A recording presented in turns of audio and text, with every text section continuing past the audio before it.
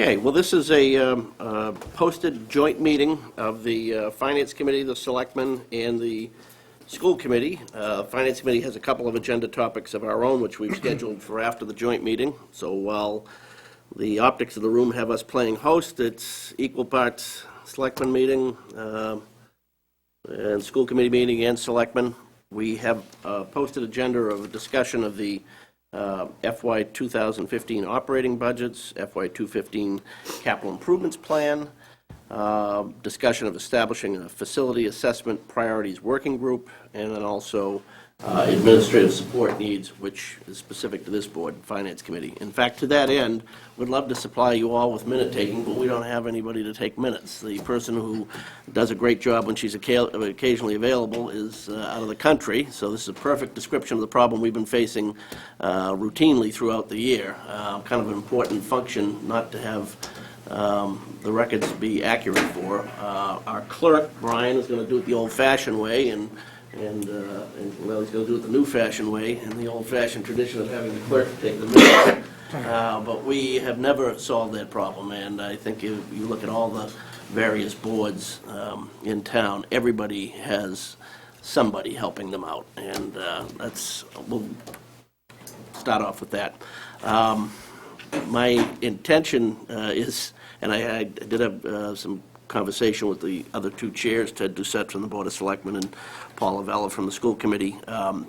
Bonnie has, I believe, emailed all members of the board's memos on both capital and budget, and you have those updates on a form that we can see by video as well. So unless there's any objection, my intention then is to have Bonnie give us the latest update. I think the last time we met as a group to discuss this was probably back in, early December or so? Yeah.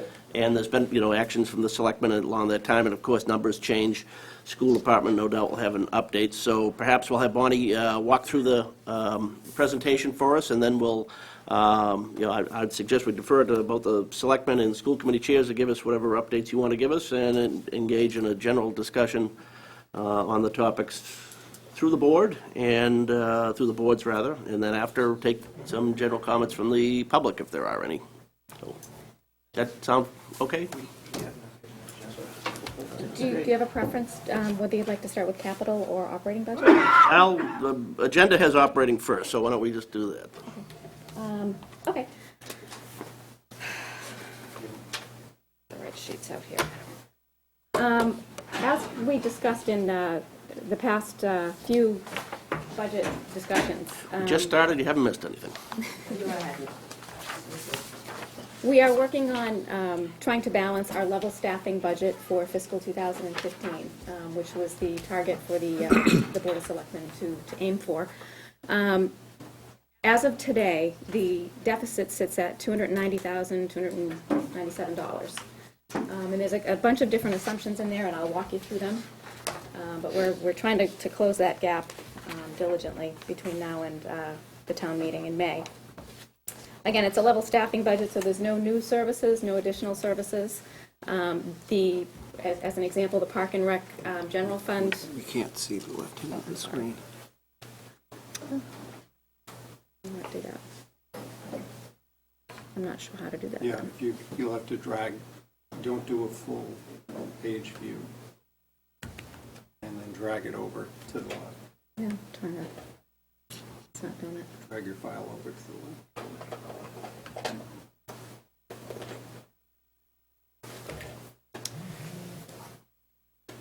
This file. It's out. Yeah, however. Yeah, it just doesn't want to. It's okay on that screen, but not on this. Yeah, the one we're looking at. Or if you have it in a PDF file. Yeah, let me try and open it again.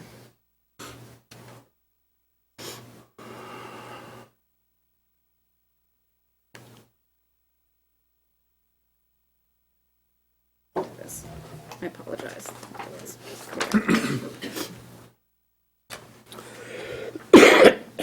Agree when they work the way you want them to. Yeah, unfortunately. Doesn't want to.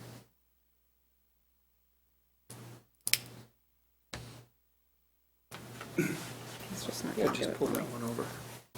Yeah.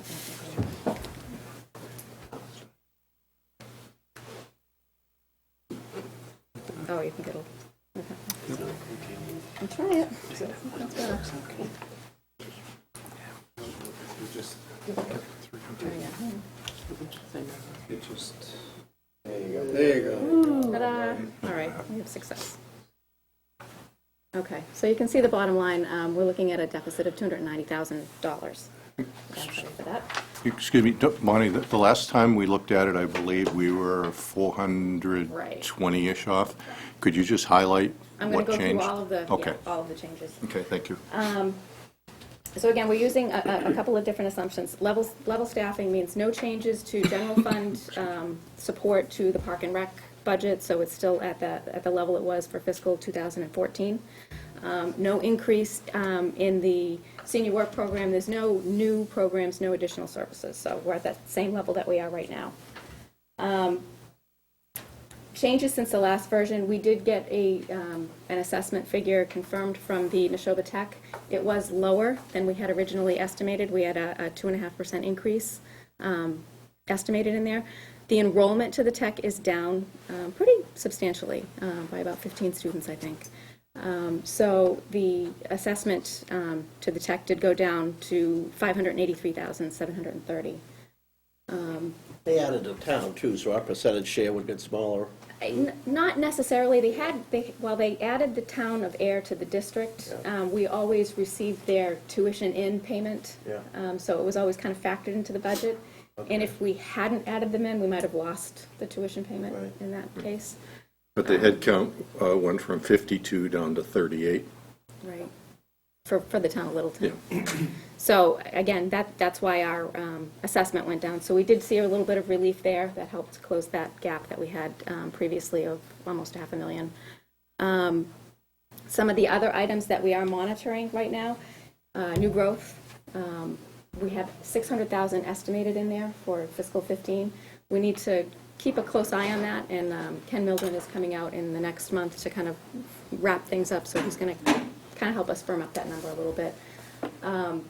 We're hoping that we'll see that growth out of the development on Great Road and any of the other projects that we've got in the pipeline.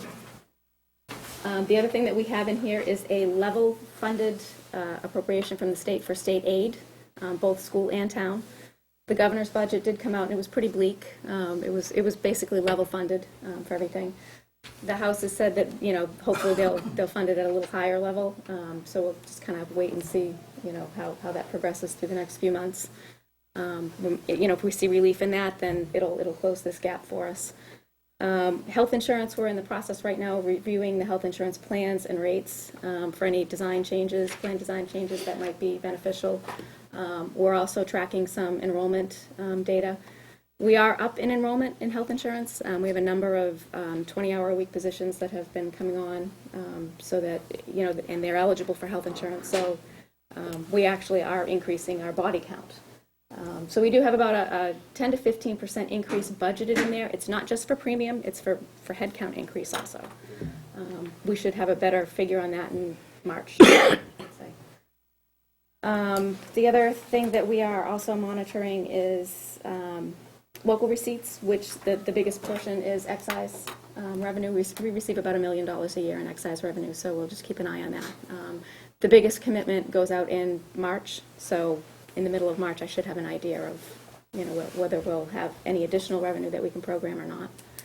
And the other major assumption in here is the school committee has originally requested an appropriation of $16,950,000, and that was based on the discussion that we had back in November when we had the joint meeting and the budget hearing.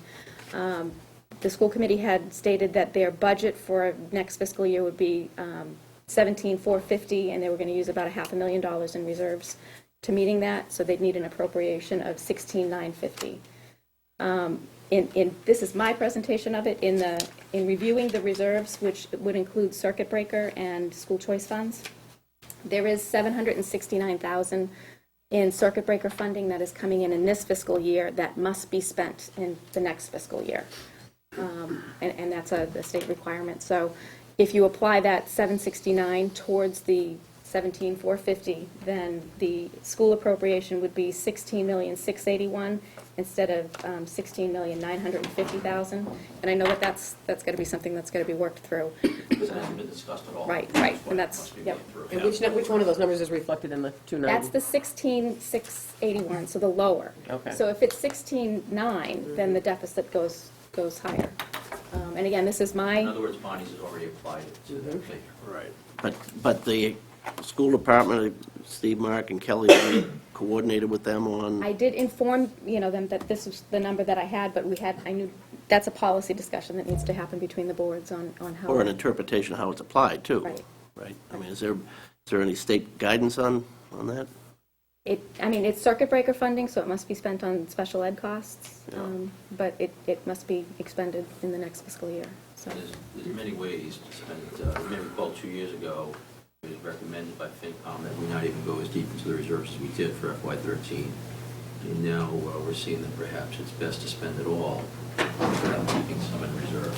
And we don't agree with that at this point. This would leave the school choice funds available still as the I reserve. understand, Bonnie, but we get to make the call as to how we move money around to take care of the educated kids. And right now, we just don't agree with the presentation at this point. Excuse me, Bonnie? Yeah. Back when we reviewed this before, again, we were about 420, 30,000 off, I forget the number, in that range. The presentation that you're making tonight says we're in the 290 difference. The change in the school, your recommendation for the change of the school funding is 269,000, Right, correct.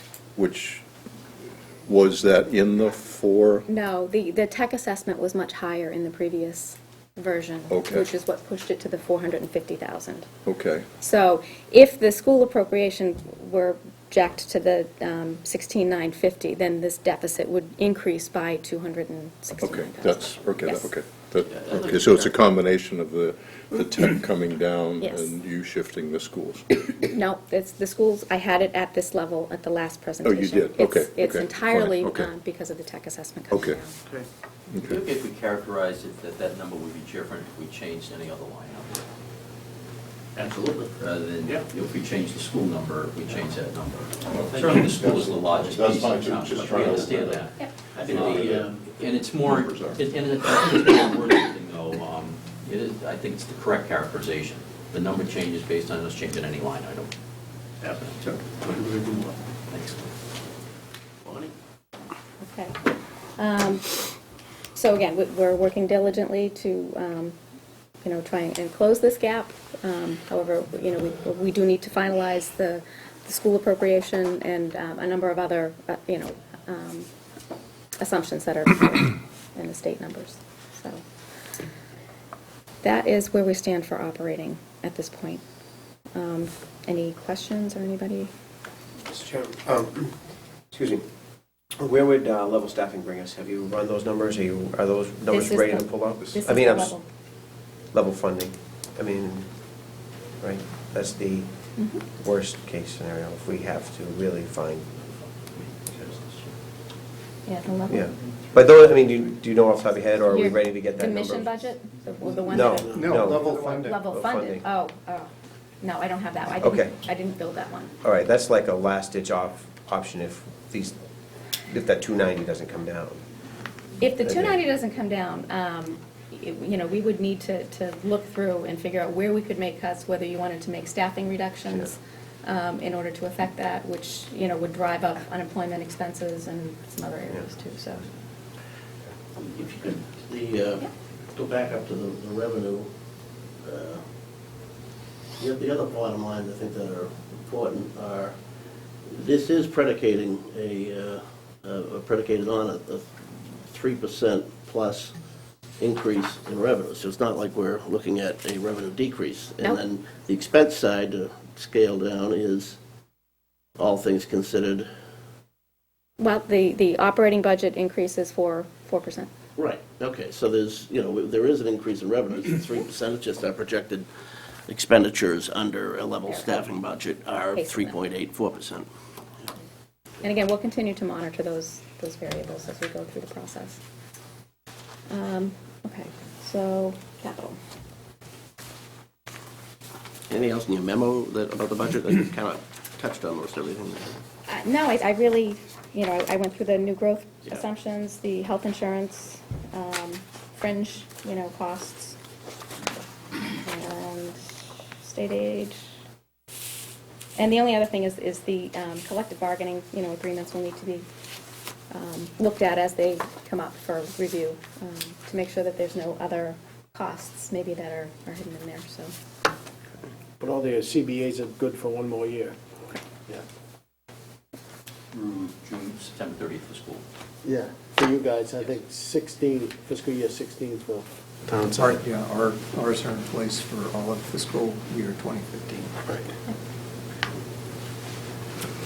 Anyone else have anything they want to question or point out on the budget part before we shift over to capital? Just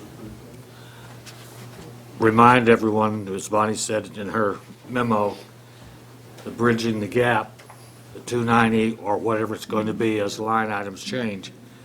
You only get there by increasing revenue or reducing operating expenses. And since salaries and expenses are pretty much flat as it is, well, where you go? Yeah, well, I think it's what we found in past years, too. I mean, that number's been as high as $2 million at this point in the game before. And as with the case with the Neshoba Tech assessment, sometimes it's a factor such as local aid or health insurance, which could go either direction from our Exactly. assumption. So it isn't necessarily just expenses or revenues, it's some of the other costs that come in. Just as a note too, because it's a large difference in that line, other amounts to be raised, that's our snow and ice deficit. Right.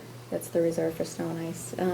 Last year, we had a very small deficit that we needed to budget for. This year, we're, in the future agenda item, we'll be looking to deficit spend now. So we may spend significantly more than we did last year. Tell it to quit snowing, Mike. I know, nobody listens to me. It was very clever to bring that forward the night of a 1-foot I snowstorm. know. Hard to time it just right. And then Sunday, too. Okay, so for capital. Excuse me 1 minute. Sure. Do you want to stick with revenue discussion or go on with the presentation, then we come back? How would you like to? I'd just as soon let Bonnie make her presentations and then we'll Okay. get into everybody else. Not married to that, but Doesn't matter. want to move into capital, you're on a roll. For capital discussion, I did send you an update with a draft, again, draft suggested starting point for the capital plan. I recognize that this is merely a starting point to get you to be able to, pick things that you want to put into the plan, take out of the plan. It's just my draft to get things rolling. As we, have in previous fiscal years, we have an amount that we can spend on capital from both undesignated fund balance and from within the levy limit, which is accumulated retired debt service. So for the next fiscal year, we have $820,000 in undesignated that we can spend on capital, combined with an accumulated $551,000 in retired debt service reductions. So that gives us just over 1.3 or almost 1.4 million available for new capital projects in fiscal 2015. In addition to that, we do spend about $900,000 in debt service annually on old capital projects that as that rolls off, we grab it for new capital. We have not authorized any debt for new capital equipment in many years, at least since I've been here, in 2006, so. And this does not include the annual road plan? No, it does not. Okay. No, it does not. The roadway plan was worked into the capital, it used to be appropriated in the capital plan, but we worked it into the operating budget several years ago from this accumulated debt service. So, and we've been able to completely work that into the operating budget at this point. Great. So it is fully funded. So again, we have about $1.3 million, $1.4 million to spend, and we have about $2.5 million in requests. So the requests always outpace the available funding. I'm going to pull up that memo just so we can walk through it. That's your memo of Jan 31? Yes. Because the numbers in that memo even are a little different than what you're saying. They changed from the old one, 21st. Yeah. Yes, we've gotten better estimates. Yeah, yeah. Just get a lot of mail from you, just Yep. want to make sure I'm looking at the right thing. And the 2.4 does include some of the recommendations from the facilities report, but does not certainly include all of it. That's correct. It includes the fiscal 15 recommendations. It does not include 14 or 13, which total about $1.5 million. So we need to figure out how to reallocate that through the plan. But if I may, Mr. Chair? Sure. In regards to that, the facilities plan, the PMBC was before us at our last meeting saying, you know, it's a roadmap, that not all those numbers are, you know, decisions have to be made, and I think that's why their agenda, to discuss about having a committee to take a Right. look at all those. So, it's a big number, but is it, you know, you gotta really dive in. Absolutely, but in all my years in business, I don't know how many millions of dollars I've seen spent on consultants, and absolutely nothing come from it. So I think, we've just spent a relatively little money as far as consultants go to get some, what appears to be pretty good information.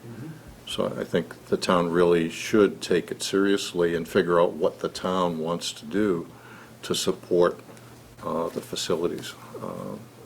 So it's a subject for another topic. Well, it's on our agenda for later, so. Yep. yeah. Yeah.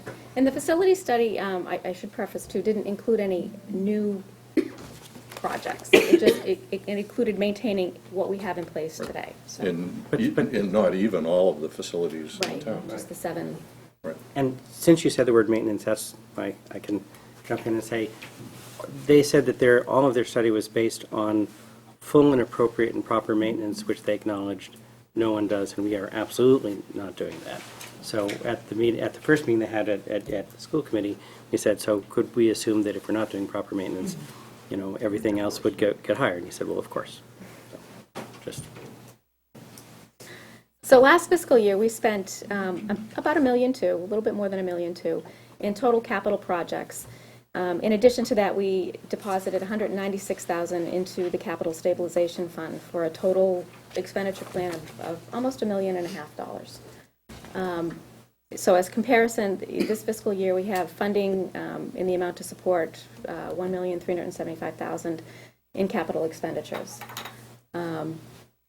I would also note that in this, I did have the fire station project funded inside the levy limit starting in May of 2016. We would request an appropriation for design costs. The Board of Selectmen at their meeting wanted to pursue the goal of having the fire station funded fully inside the levy limit. In order to do that, the debt service schedule would need to roll off about $600,000 worth of debt in order to fit that in at our current spending plan. So that would happen in fiscal 20. So we need to back up from that, which means I would place the debt in fiscal 19. We could construct in 18 and 19, and that's where we back up to the authorization in 2016. That being said, it would not reduce the capital plan beyond what we spent last fiscal year, but it would reset essentially the spending plan in 20 to the fiscal 14 level inside the levy limit amount. So we would be able to spend a little bit more on capital every year until 2020, and then it would go back to last year's level.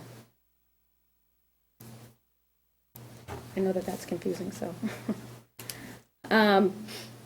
So this is where the expenditures will be funded from. $820,000 in undesignated fund balance, $551,000 from accumulated debt service retirements, $4,000 from the Park and Rec revolving fund, or enterprise fund, I'm sorry, for fiscal 15, for the total of $1,375,000. basically, this is where I started my draft for funding the, I identified $1,379,000, which is, a little off. You can't hit it exactly, but I think that this is a workable amount to start with. Within the police department, there are a few things. Before you get into that, this is more a question of clarification in my own mind. We just started that capital stabilization fund last year, and it's in our policies, and it's got a growth factor associated with it. But where, does that, withdrawals from that, does that come into play anywhere, or are we just accumulating there? I have not proposed any Okay, withdrawals. all right. So at some point down the road, that's going to have a pretty good balance, too. If there are no withdrawals from it, No, yes. all right, I just wanted to, I'm not proposing any, but I'm just, was hoping I wasn't missing something either. Yeah, no. And there's nothing in your plans now that put any more money into it this year either, No, correct? there is. There is. 1% Per our minimum. fiscal policies, Yeah. we must Policy. appropriate at least 1% of whatever we spend on So capital. that's going to be growing. Okay. Year by year. Okay. And presumably, we don't spend out of it until the policy team finishes the figuring out what the policy is for doing so. Got it. Just getting on the meeting. By way of statute, it's Yeah. a two-thirds vote in and a two-thirds vote out Right. for any expenditures. Vote of town meeting. So to start, we have the police department, and I've identified $153,723 in items for consideration. And again, you have worked with all the department heads in coming up with these conversations anyways, even if there's not general agreement, whatever. Yep. Actually, the Board of Selectmen asked the departments, the major departments like police, fire, and highway to come in and actually, go through their priority list and kind of draw a line, like if you had to say what you must have because of previous obligations, maybe lease agreements or, vehicle replacement schedules or regular maintenance versus what you would like to have versus what's a wish list. So we have gone through that exercise. And based on that, these items under the police department, the police did go through their fleet. They were originally going to be replacing 4 vehicles. They dropped that down to 3. And then there is the vehicle maintenance account, which basically funds the tire replacements for these vehicles. And it can only be used for the vehicles. It can't be used on any other expense. And then the police public safety radio maintenance, which is a $10,000 request to cover about $1 million worth of infrastructure for both public safety and public works. And the fire department, we have $96,000 in items. Major equipment repair can only be spent on the apparatus maintenance. The UHF radio system upgrade, this is the final payment towards this project to complete the total upgrade. Protective clothing replacement, this is turnout gear in use by the fire department staff.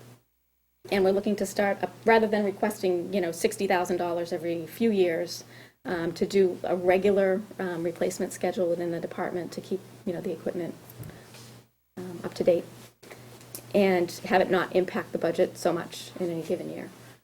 The command vehicle replacement, this replaces a 2008 vehicle, I believe. That is in regular disrepair, I'll say. And then in the highway department, we've identified $161,000 in capital expenditures.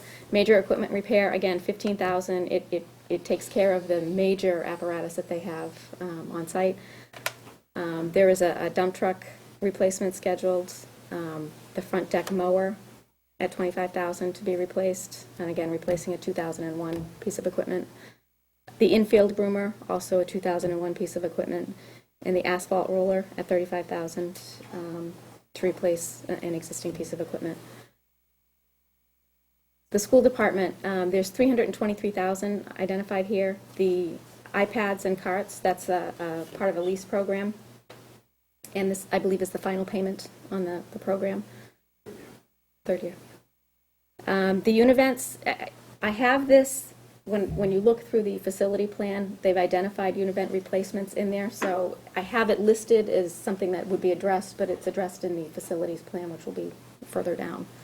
But this is the one facilities upgrade or maintenance program that we've been able to fund Regularly, religiously to try to one or two of these things a year to try to keep up with it, so, okay. Right, absolutely. It's been going on since I've been here, Right. since 2006, I think. But Bonnie, since it's described later in the facility study, are the amounts totaled here or totaled down there? They're down there, Okay. so. Double counted. Right, No, so the they're not. 323 is only for the items that have a dollar figure in this section. That's correct. Okay. General building maintenance for Shaker Lane also included in general, but it needs to be reviewed, line by line, and make sure that, it truly fits. And that's why I was looking for some assistance in that area. Technology replacement, $65,000 for their regular replacement of computers as they end their lifespan. School technology for $25,000 to upgrade the infrastructure and firewall switching networks. Security upgrades in the amount of $50,000. I believe that was a result of a study that the school department undertook. So these are, to start making those recommended changes. Again, general building maintenance, it looks as if it's appearing in the facility study, but that needs to be vetted. Shaker Lane, school network technology, $25,000 to upgrade the network infrastructure there. And Wi-Fi also for the same facility, Shaker Lane. The high school roof over the administrative area, there was $100,000. I kept it in here. It looks like it is in the facility study, but in an outward year. So I don't know if there's some issue that needs to be addressed sooner than later, so I left it in for discussion. Hot top was also included in the facility study, and the high school hot water heaters were also included in the facility study. And again, all that needs to be really examined to make sure that it's adequate. And then we have facilities and infrastructure. So the facility study recommendations, they put together a pretty comprehensive plan to go through, the 7 buildings that were identified. And what I did is I dropped the total for each year into the capital plan, just as a starting point, with the exception of fiscal 13 and 14, which, was passed and we're already in. So that $1.6 million needs to be looked at and decide what items we put in somewhere else and what items we don't. The town hall HVAC system, this is something that's kind of ongoing for this building. That appears to be in the facility study, so I took it out. Major equipment repairs and maintenance, like the elevator system, if something here fails, or some other major infrastructure. I took that out because it appears it's addressed in the facility plan. The fire station has a modular building lease agreement. It's $6,000 a year, so that is added in here. Shattuck Street exterior and flooring repairs, they're included in the facility study. Technology upgrades, there's a virtual server upgrade that Nancy Glencross is working on, and she's going to explain that at the Board of Selectmen's meeting next week. But it requires about $10,000. This came down from a $60,000 original estimate, so she's done quite a bit of work. The light department's, been very good at helping. So this is a significant reduction. Recreation, major equipment and repairs. This is a $15,000 item for major facility repair and maintenance, like playground equipment or any other type of, beach repair that might need to happen, or anything that they're taking care of. The Long Lake Boathouse does need to be repaired, and that's $5,000. And the Long Lake Beach playground equipment at $22,000. Other items for consideration that may not be facility or equipment, but are one-time in nature, so we include them here rather than in the operating budget. The recreation vehicle lease, $4,000. That comes out of the enterprise fund that they have, so that will be self-funded. Library furniture, it's $5,000 to replace pieces of upholstered furniture at the library. Transitional services within the assessing department of $25,000. That is to supply vendor services for, about a year to get our new assessor up to speed with the commercial, industrial, and personal property. How's that working out? I mean, you have a couple months' history there now, right? She's just started in January. Okay. Yeah, and she's doing really well. She came to us from Leominster, so she's got a lot of experience in a busy environment. Right. She also worked 10 years in Groton, so she's familiar with the Right, community. right. She lives in Groton. No, So I it's going to be a really good fit. We just need to make this investment to get her up to speed to do the rest of it. The cost of doing this regularly outside, which is what a lot of communities do, would be in excess of this annually as an appropriation. So it's definitely worth the investment to have her do it in-house. The last item is the master plan update. There was a request from the planning board for $100,000 to update the town's master plan. Some discussions have indicated that it might be more than that. Might be double that or more, Right. right? I mean, It could be, yeah, it could be 250. so we might be looking at a couple of years or more to fund the thing before we launch it or something. What happens if we don't do it? Don't update the master We plan. just keep muddling Well, along. yeah, I mean, We okay, have so- since 2002. So what is the worth of having the master plan? We, if you want to have that discussion, I think that a lot of the boards and committees that are doing planning exercises in the town and are dealing with regulatory issues keep coming back to reacting to matters rather than being proactive. And just not to take Paul's thunder away No, on you're the fine. Economic Development Committee, but I know that even the ability to look at ways of going after future revenue streams or something as part of a concerted strategy, say, for going after certain types of economic development in certain areas, that those discussions are usually best done if you're also talking about the balance with open space and recreation and all the other competing needs in the community. And rather than tackle each one on its own, which is what we end up doing sometimes, or having just a special study on a particular location, that communities with a vibrant master plan can go and use that document as the guide to help you chart your course in any individual area. And I know the EDC has been having some discussions around that if one of the purposes in promoting economic development is to have the revenue base that you need to be able to do certain things in town, you want to make sure that that's in a context not just about economic development, but it's also about all the other planning. So it's a chance to be proactive. And if done right, it does take, it takes some money and certainly takes time and commitment. But I think we'd all agree we're pretty far away from having a vibrant master plan, and it doesn't strike me that the plan is lively enough at this point that a relatively small number of tweaks by one board is going to do it. It almost seems like it needs to be rebooted. Oh, I think that's the plan. Yeah, That's what's being anticipated. And if it takes whatever amount of time to get it done right, I mean, the towns that, I think, like, folks would say, that's how we'd like to be doing things, have and use a good master plan. I'd agree with you, Brian, that our existing master plan is, one, outdated. Usually towns revise them by now. And two, I don't think it was particularly good in the first place. But no matter what your agenda is, as far as, what Keith indicated, open space, recreation, EDC, it all kind of ties back to having a master plan that works. That being said, Fred, I think you raised a good question. I don't think we're going to get through it fully here tonight, but I'm all for scheduling some time specific to that topic, that we maybe get a bunch of the parties together to talk about what the value of it is and what we might get out of it. Not wanting to step on the toes of the planning board, who actually control by statute some of that process. Absolutely. How old is the one we have now?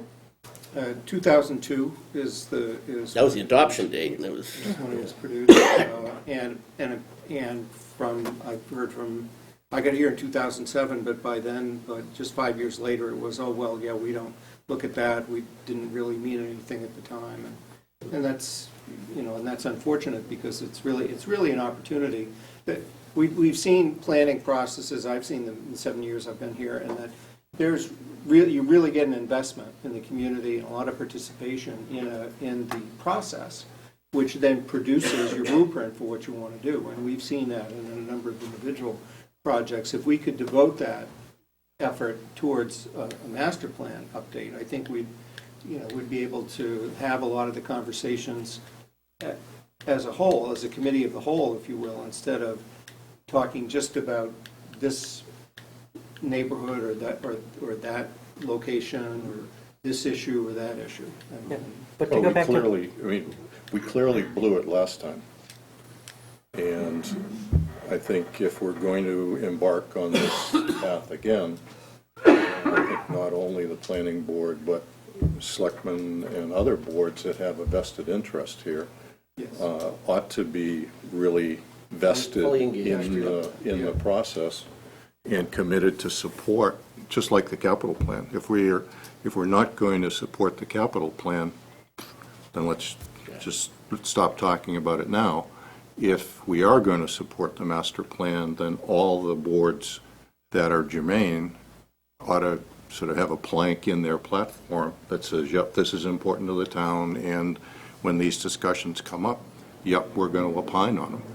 So, I mean, if make it a living document, and I'm with you on this one, And Pete. not to jump ahead of where the planning board may be on this, but the master plan update process could certainly be steered and guided by a group advising the planning board that has that broad representation that you're talking about. Whatever. Because So we steering need committee or to- something. The steering committee, Yeah. yeah, I mean, that's But not so- a so- atypical way to go. so just to your point, I think it's just not clear to me that we're ready to spend $100,000 on this in this next round. I'd say, great idea, let's get this steering committee off, going, but for me, I wouldn't spend the $100,000 on it right now. Well, I think it might take a couple of years to accrue the money to do that. I think it's appropriate for us to entertain making the case for it in advance of this town meeting and, have some time devoted to doing that. I don't know how And it hit that down the may road. I be mean, well. it didn't just pop up. Yeah. I mean, it's been being talked about for a good. Yeah, it's one of the selectmen's goals this year to update the master plan, and they brought that message to the planning board, who said, okay, well, then with that show of support, we'll put in a funding request. I think if we are identifying that there are other things we want to do, what I've heard is detailed scope of services, so we can see exactly what we'd be getting into when, we issue an RFP document out to the consulting world.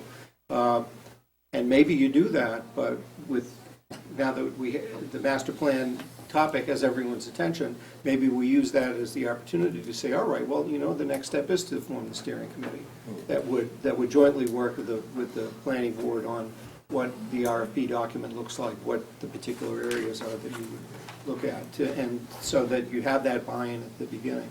It might be a way to get started anyway. Okay. But the payoff is huge in terms of No being doubt. able to have the sort of community that we want, and with the amenities and the community values preserved, and at the same time, seeing what we can do to, have a more robust tax base to pay for all the things we want to do.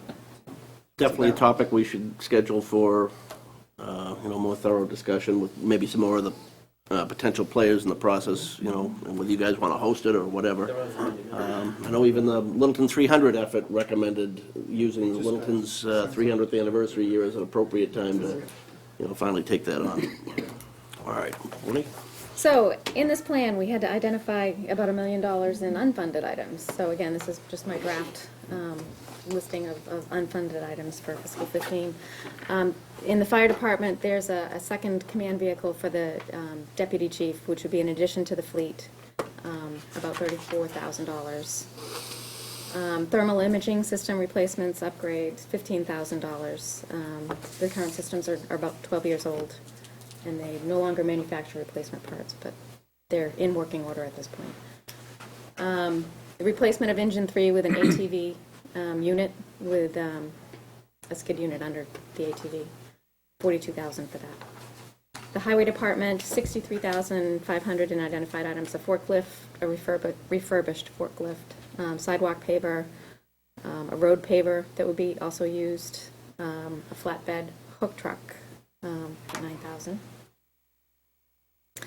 In the school department, it's $225,000 in identified items. Fencing, it looks like it's addressed in the future years in the facility studies. Handicap door enhancements, card access systems for both Shaker Lane and High School, Russell Street school playground replacement, school locker replacement in the high school gym, I think, and the library seminar room, $40,000 for broadcast upgrades. Other items, again, that were deferred, the Council on Aging meal site upgrade was requested at $140,000. It was discussed at the last meeting that maybe this is a capital stabilization plan item, or maybe we can identify other items that need to be addressed, or can be removed from the plan and have this item addressed in its place. But it was a topic of discussion at the board's last meeting, that it was kind of a priority. Closed circuit television and security maintenance, this is an $11,000 item from the police department. I spoke to the deputy chief about it, and he feels that this item it's too high for the amount of infrastructure that it covers, so it may be better to just defer it at this point and deal with it. We will have to deal with it if if something breaks down, but. And the Littleton Common Sewer design services for the next phase of the common sewer design at $550,000. Excuse me, could we just go back to schools for 1 second? Sure. Item B, are we ADA compliant there, or is it, If we do, if we if don't there's more do? work done on the building, it would have to be done in that work. At the moment, we are, I believe, either grandfathered in or protected under where we are currently, but Okay, it's something so we are compliant. we don't have an ADA issue at the moment. We're compliant, but if we do changes, then we have to upgrade, is basically what that's, okay. Okay, thank you. And again, just as a reference, the capital stabilization fund has a balance of $196,000 in it. Per the fiscal policies, we must put at least 1% of whatever we spend in capital in there, so that would be about $13,000. We had just put in a holder of $50,000 in there, just to get it on the discussion point. So that's how it's built into the operating budget right now. Additional appropriations can be made, but you need to do at least 1%. Okay. And again, 2/3 in, 2/3 out.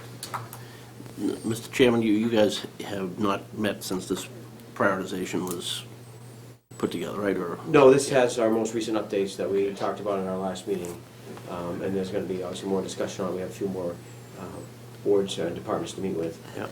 As you talked about, the planning board, I know has requested time on our agenda for Monday night to talk about the master plan. Oh, okay. And, so I don't. We'll mention the steering committee. Yeah. But this I has think they everything right actually now. did that the last time around, and It's a good thing to do. yeah, it's kind of the norm, isn't it? It should be. Okay, all right. I know, Mr. Chairman, one of the things you've pushed the selectmen for the last few years is for, some sort of directional priority, and that's what we're trying to get to by meeting with these boards and taking this list from Bonnie's thoughts and, see if we can shift things around for our priority, and we're trying to get that to you. And I think we're making pretty good progress, better than we have in the last few years, so Yeah. hopefully we'll have something to you in maybe a month or so. Anything else you want to add in terms of selectmen updates for the group, in terms of anything? Well, then the capital? selectmen talk, I'm not going to speak for the whole group necessarily, but just one thing I do want to mention, I saw one thing on the cap plan about a card access system. I think one thing that we may want to look at is a card access system for the entire town. Why, we don't want a different card system for school buildings and different, then if, 5 years later, the town goes to it. So I think that might be one thing to look at in the future. It's kind of not really on the point, but I just want to make that, I only have a few months left, so I want to make sure that I get that out. But, no, right now I'll just turn it over to any other members that want to add anything. No, I think we had vetted out the cap plans to all the departments and talked about them, and I think Bonnie's got them nailed down per our discussions, so. I think it's going to be important to I have the $453,000 appropriated within this plan to address the facility study Yep. issues. I think it's going to be important to actually have PMBC and maybe a few other committee members go through it and see if it is adequate, or, prioritize items within that listing and maybe include this Council on Aging kitchen upgrade Right. as part of that, or any of the old items from 13 and 14. Again, I have $453,000 programmed in here, but, I have $2 million probably in requests between all of that to. Yeah. All right, well, we've got that topic on the agenda in a moment anyway, the facility assessment, but let me just finish this thought here. Mr. Chairman, or I see it, one of your members here too. Anything from the school department, budget, capital, any other kind of updates? No, as far as the capital goes, and just like everything else, the need always outstrips what's available. We've gone through it, and Bonnie's suggestions here, we're sampling with this. Yeah.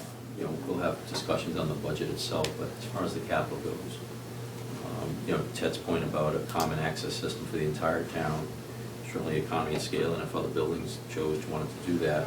Obviously, it's about a security upgrades, what we're looking at, better ways to control access to the buildings, speaking specifically of the schools. But if you chose it, you wanted some kind of card access, whether it's to rooms within buildings, whatever, and some sort of master plan that addresses that, we're probably happy to participate in that. I'd be happy just to get into this room on a cold night, which I never seem to be able to. I know you guys are also in the midst of negotiation, and obviously a lot of that's confidential, but any kind of general update you can give us that on timing or direction or progress? As we noted earlier, the current CBA does expire 30 September, and the way Massachusetts general law works is that what is in place continues in place as far as the contract itself. As you said, certainly we are in negotiations. We're doing this year, or this time around, something called the IPB, interest-based bargaining. And I'm going to, not to simplify it because you wouldn't understand it, just so that I can explain it in the simplest of terms and hopefully be coherent in that. And that is traditional bargaining, and we've been in the soft, not hard bargaining back and forth, is, okay, I'll give you this, no, we want that, back and forth until we come to some traditional bargaining, if you will. Yeah, that's the model. What this is let's find out what our shared interests are. So in the simplest of terms, we want a really good educational system. Okay, that's way up here someplace. Now we start bringing it down, subsets. Quality teachers. Okay, well, how do you get quality teachers? Go out and recruit them. How do you can recruit them? What do you need to recruit them? They certainly want to come here. How do you make it so they want to come here? And we explore those things. And that's where we are. So we have the LEA, the MTA rep is with them also. And then we have a school committee, a couple members along with the superintendent representing schools in those negotiations. We're very happy with the way it's going. Certainly it's a much more relaxed atmosphere. This is the third round that I've participated in since being on the school committee. And of the three, as I say, it is certainly more relaxed. Anybody that's participated in it, either one or the other or both, probably can testify to that also. So that's good news. We certainly would like to have had something done by the time we would go to town meeting. I can't promise that, right? I think we'll be in good shape, but certainly the elephant in the room is going to be the financial piece of this, and then we'll see how we work with that. But all in all, we're pleased with the progress at this point. You'd indicated also an interest in addressing, I think in general terms, opportunity cost relative to budget, capital, whatever, so good time to May I talk. hold on that for a second? Sure. First off, what I would like to say is, everybody in the room, and then we can all be proud of the town as a whole, and certainly our students and staff. We recently were recredited by the New England Association of Schools. That's a big deal. It affects many things. Kids putting their college applications in, coming from an accredited school is pretty darn important. And then what they do for the community's value also is very important, in addition to just the pride. And then it actually exhibits an outside group coming in and saying, hey, you're doing some things good. And they also were able to tell us we're doing some things that we can do better on. So while there are some material solutions in there, there are also non-material solutions. So what I mean, some things we can do without spending a dime, some things are going to take a couple of dimes to improve upon. Keeping the buildings up to date certainly is a piece of it. In fact, a teacher in another state that I was speaking to was on a team, this New England Association accreditation team, and they went to a building here in Massachusetts, the town to remain unnamed, and certainly the schools had been complaining to the town, we need help with our building. While they were in that building, the team that is, part of the ceiling fell down on the team. So it was really a pretty good vis-aid, as far as the schools were concerned, that we need help. And unfortunately, certainly the team is going to offer that help, or at least the suggestion that the town help us. Another town in our Commonwealth is faced with not being accredited because of the building. So some of the things we're talking about, these facilities assessment, those are all important stuff. Now, inside the building, so we've got good buildings. In fact, we're very happy, obviously, with the town has provided us in the buildings that we have. Now we're inside, and what are we doing inside them? But certainly we want to do more. You've seen that we have expanded class offerings. We are in the engineering physics department, we've almost exponentially, really, and I don't say that glibly. We've done very well there over these past 5-6 years there. Well, an area of concern for me right now is how we're doing our history and social studies. Good people, in fact, we got a couple of really great teachers, more than just a couple, but specifically, what I want to add there is I want to do more for them. We all do, because we understand the need for well-rounded. We've emphasized STEM, science, technology, engineering, and math. While those are very important in the 21st century, there's no two ways about that. Having a well-rounded Renaissance kid, if you will, as best we can, is in all of our best interest, and we strive for that. So that's certainly a focus area for us right now, is what we can do for everybody on the history piece of this. And it's not to the exclusion of any other one. I'm limited brain plates, can only focus on so many things at one time. So that's certainly what we're trying right now. We're happy there. Now, I think we've been able to do it somewhat frugally. You may recall, not 2 years ago, where I gave a very long presentation at town meeting on how we were doing in the aggregate compared to 66 different communities around here. And it showed that the town supports us. Certainly, we spend the money well, and we get good value out of it. We're certainly well below the state average on that spending per student. Now, everything has to be taken in context. A statistic just thrown out can be worthless. I mean, there's some cities and towns that have needs that they have to spend an exorbitant amount per student for many other reasons that we have to worry about here in our beautiful hamlet. So that's going to distort some of those figures. Nevertheless, we're in the right direction of that, as far as on the frugalist side, if you will, fiscal responsibility. That, and we're presenting to you this year a budget that is less than 2% when we speak about level staffing. Even if we use Bonnie's term of mission level, we're less than 3.5% as we're doing there. Now, 3.5%, and we showed a revenue increase of just over 3%. Well, that outstrips the revenue increase if everything else was equal. So we understand that, and we need to work with you all on that. But my long-windedness here is hopefully serving some purpose in that we've got good schools, things are going well. We certainly, as a school committee, feel that we're spending the money well. We certainly feel our superintendent's doing a great job executing the budget we give him, along with his principals, and that the teachers are doing the best they can with the resources we provide them. And you're seeing that in the results of the kids. Standardized testing, not the be-all and end-all, it's no panacea, but we see this trend. It's upward. AP offerings, we see upward. AP scores, we see upward. 4-year acceptance is upward. Elite college is upward. Now, that said, we're not in fact the business of only producing kids that will go to college and college only. We're looking to service every kid we can that comes to our schools, and how we prepare them for the fields too. If a child's gone through and says, yeah, I can go to some college, but I really want to be a tradesman, I want to be an electrician, plumber, pick it, it doesn't matter. How are we preparing that child also? That's important. So while there's many measurable events out there that can show the schools are doing well, we want to continue doing that. So that's the purpose of why we present the budget the way we do, and we ask the town to support us in that regard. So, all in all, you want to add anything? Roll here, Lee. No, I'll tell us. You're going to go back to the cap. Yeah, so, anything that did you want to add on this? You wanted to talk about the... No, I'm going to get there. I'm talking All right. right now. Anything you want to add to No. the comments I just made? Any questions on the comments I just made from anybody? Kudos, no questions. I will add one piece about the NEAS reaccreditation. That is an incredibly strenuous process that we started at the high school several years ago. I just visited this past spring, but the process started long before that. And so even though it doesn't look like it's a big driver of what we do, because it's behind the scenes a lot of the time until we get that report, we've been working on this for a very, very long amount of time, and that takes a lot of our professional development time. It takes a lot of resources in terms of where we spend our time with our administrators, with our teachers, and even with our students and the community as a whole. So that's really big news for us, and it's also a big relief, because every school district, frankly, that isn't accredited, and there are only a few of them, but every one that isn't has a lot of struggles going on. And that's not to say that it's not a exhaustive process to get there, but when you get there, you know you've got your bases covered. And certainly there's still more to do, but it's a lot of hard work, but it's stuff that's paid off, I think. Now, what comes with that is we take time away from other things we're trying to do, and there are a number of superintendents in Massachusetts that are looking at putting a moratorium on NEAS reaccreditation processes with everything else coming on from the state in terms of different state mandates and state programs that we're trying to implement all at the same time.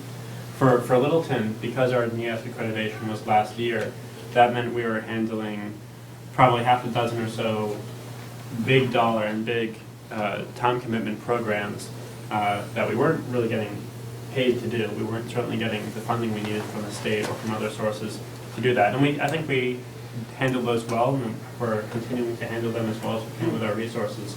But I think that's something that's important for the town to understand, is that all of our staff, all of our administrators, all of our teachers are under a lot of different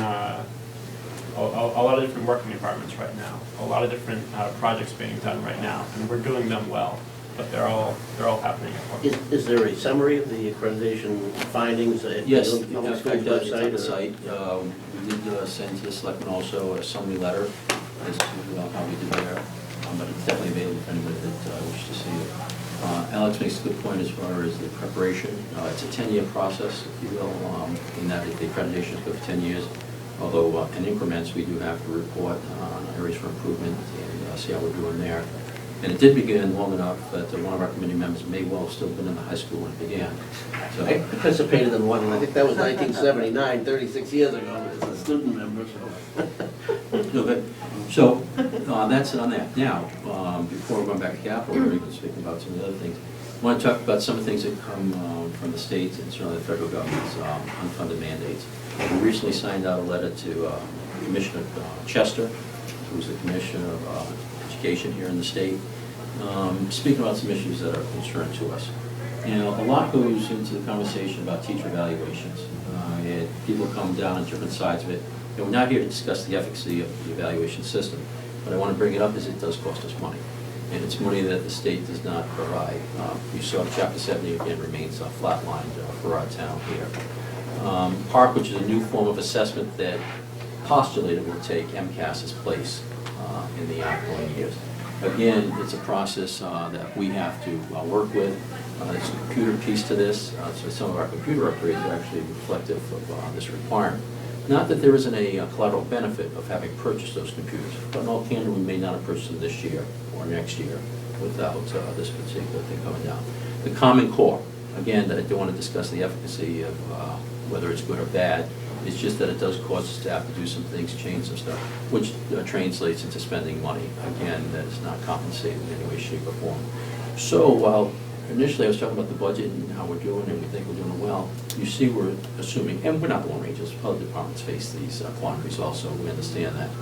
But just so that it's clear, if anybody had any questions on it, those are more areas where we are spending money that, like when you and I were in high school, we weren't spending money on those sorts of things. So why does it cost more to educate a kid today than it did when we were in school?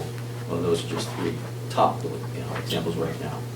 Now, what I would like to do is do an excursion to the circuit breaker. Bonnie talked about some of the things, how much you need to spend a particular year. Historically, the way we funded the CASE Collaborative, which is the Concord Area Special Education Collaborative, which is a great program. It enables us that maybe we have a child that has extraordinary needs that we can't service here. And if we try to do it with just one child, the price would just be off the charts. But now you do it to the towns in the collaborative, that each town, for example, has one child such as that. So now you get 10, 12 kids and you can take them to one location. Economy of scale is what's happening there. So the CASE Collaborative is great, we love it. That said, the way we would fund it is we would look at last year, then budget into next year to pay for last year, which made a very easy way to budget it because we knew what we spent last year. And we could say we need, $2.2 million, whatever the figure may be. The state doesn't like that formula and has directed CASE to cease and desist in billing us that way, and it's going to be done in the current year. So that'll exacerbate our budgeting concerns as we go through a particular year as we step forward. We think we're in pretty good shape for FY15 in that regard, on the cusp, but manageable right now. But as we go forward, so rather than being able to say, I spent this much last year, and I'll fund this much next year to match that, we're going to have to do a little bit more forecasting. I was going to say predictive, but that's too dangerous. Forecast. Hearings at the State House today on full funding for circuit breaker. And I think we can uncategorically say, in the 8 years I've been on the school committee, we've never had full funding of circuit breaker, I don't know if it's ever been fully funded. period. Yeah. And it, just as a reminder, it's after we spend 3 times the average that it even kicks in, and then it's only a percentage of that which is over, right, 3 times the average. So, you know, going to be in the hole, even if it were funded 100%, we're still in the hole before we can even begin the funding. So those are some of the constraints that we deal with in the school department as we move forward. I think we all want to find a way to have revenue streams that allow you to do everything that you guys have concretely built a foundation for, and what you're already seeing results from. And we owe you justification, just to say, you know, give us 10 more bucks, you know, to spend on something. That's not fair to you all, it's not fair to the town. You know, so we're committed to that. In fact, our budget hearing will be, I remember, March 13th. Is when we will have our public hearing on that. And we'll go through and certainly be open to answering any questions. You know, we'll go through an explanation phase and then open it up to questions for the general public that may want to participate that evening.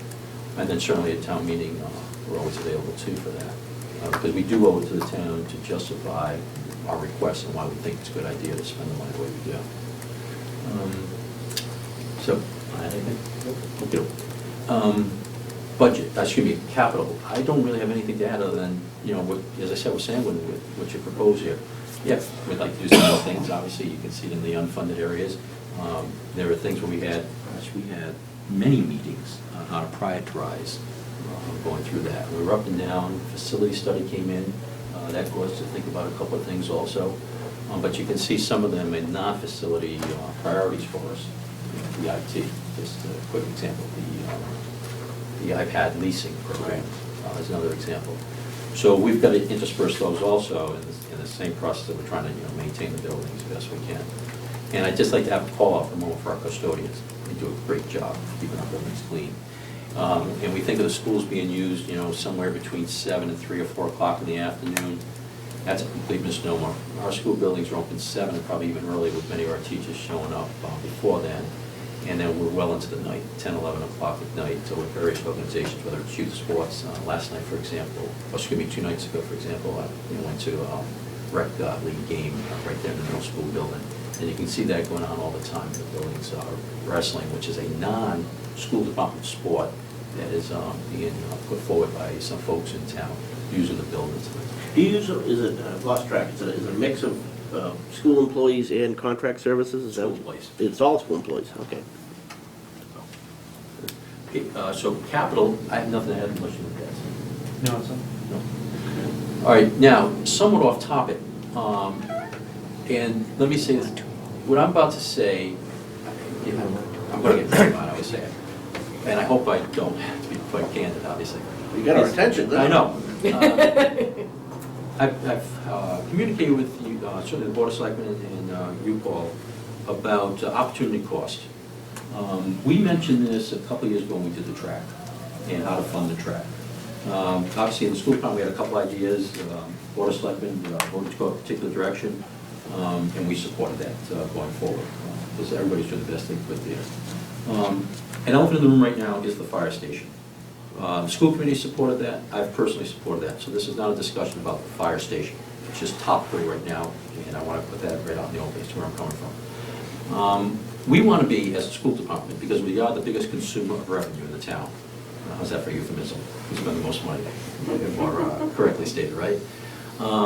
As we go through decisions as to how to fund items, we'd like to be part of that discussion, to present what we say, here's what we lose. Now, you could say, well, what are your needs? Well, you already see the needs, I don't want to say legion, that's kind of overstating it, but we have a lot. And then if we decide to do something in a particular way, what can't we do? And we need to balance that. And we'd like to, as I say, be part of the discussion. So please, I hope nobody takes this critique. We just want to be involved more, because we feel we do have such a responsibility in the amount of money that we do expend of taxpayers' money, that we owe it to the taxpayers also to be involved in that process. So, because if we're not bringing our best advice, if we're not bringing our best advice forward, we're failing.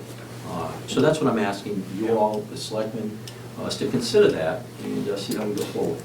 Yeah. I have no problem with that personally. I think we try to do as many of these things jointly as possible to the extent that we schedule a lot of these joint meetings. That being said, all of us have our own independent roles as dictated by statute and town bylaw, but, yeah, I mean, we can add more to that, to the process, fine. There's opportunity cost, it's easy to say it, just like, I want world peace, a little bit more difficult to achieve. And to say, well, let's just compare one item to another. Well, there's also intrinsic benefits. How much do we, I'm going to say use only the school, how much value do we put on that history program, as I just said, to balance it against something else? Well, there's no exact dollar return for that history program that we can see. But is it in the town's best interest to do something there versus someplace else? And that's the kind of discussion, and that's what we can bring, along with our staff, superintendent, principals, and bring that expertise and present it to you for your consideration. And then we'll come to an agreement. And even if we disagree on stuff, we're supportive of how we go forward. We're in a bit of a progression over the past few years, working with Bonnie, and she's kind of highlighted what has worked best in other towns. We've made changes to the budget review process, annual and long-term, by starting it earlier, having the all-day session so everybody's hearing what everyone else is saying. I think these collaborative meetings, I think it's your turn to host the next one, by the way, are a good way to get about that. And, if you want to have a more, specific or a discussion based on more specifics around that topic, maybe we make that one of the agenda items for our next meeting. And I'd be remiss, Next joint meeting. and you mentioned Bonnie and Steve. As a school committee, we are really, really pleased with what they all do and the whole finance team. We know a lot of what we are able to do is because of what they're doing. And I think it's only appropriate in this forum that we thank you all. At school committee meetings, we mention you all too, and always nicely. Keith, maybe not as nicely when he's not there, but certainly you guys very nicely. So I try to come whenever I can. It's always on the record. But sincerely, and Keith's part of that too, I hope Keith take my ribbing nicely here. But sincerely, it's a good team, and it's really helping, and you all too, really helping take care of our town, so we appreciate it. Well, I don't know whether you'd think logically it's easier to get along well in good times, but then there's almost more money to fight over. We seem to get along pretty good when things aren't that wonderful, so I don't know, it speaks well of the town in general, I guess. Thank you. If anyone else wants to add anything along what PJ's just spoken to, I'm happy to allow that, but we also have another joint topic, and that's this Facility Assessment Priorities Working Group, which I guess was proposed or came up in discussion at the selectmen meeting last, and then the FinCom members present for that, and it's I guess a follow-up to the facility study that was done, or at least in part.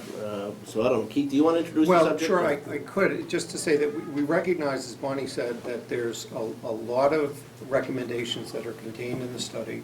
We do want to make sure that the study doesn't just sit on the shelf, to Fred's point, and that we're actually using that as a guide for our annual decision-making process.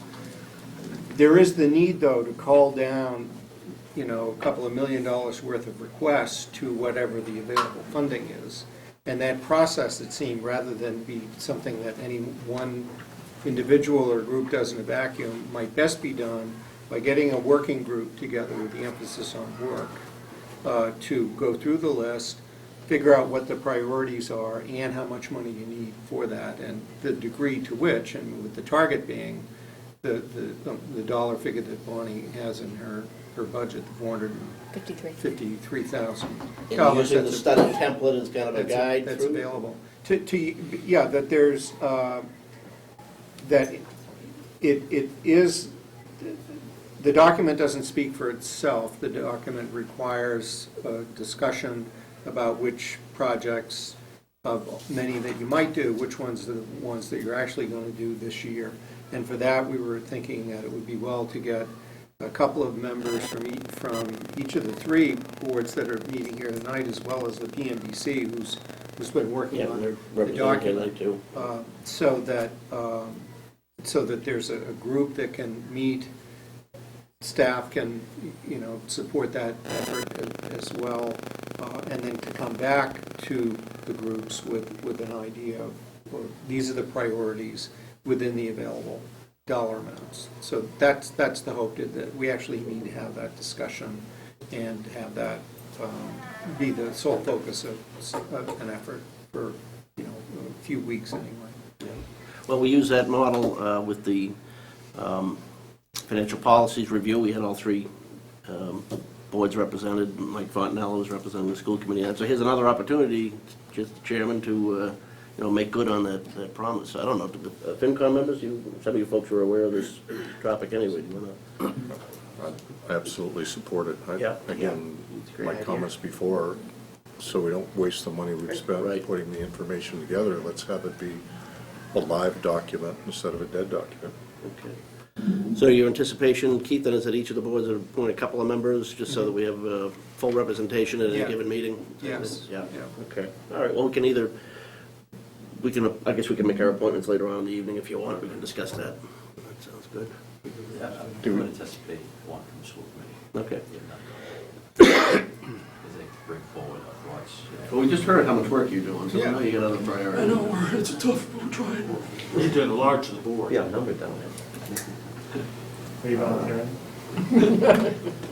All right, well, that's, sounds like there's no opposition to that, and I think a lot of good can come out of that. Did you have a timetable, Keith? Are you looking for something that would affect this year's warrant? Yes, yeah, Okay. they need to report back, I'd say, the 10th of March, All right, well, then we'll appoint people tonight then, for our committee.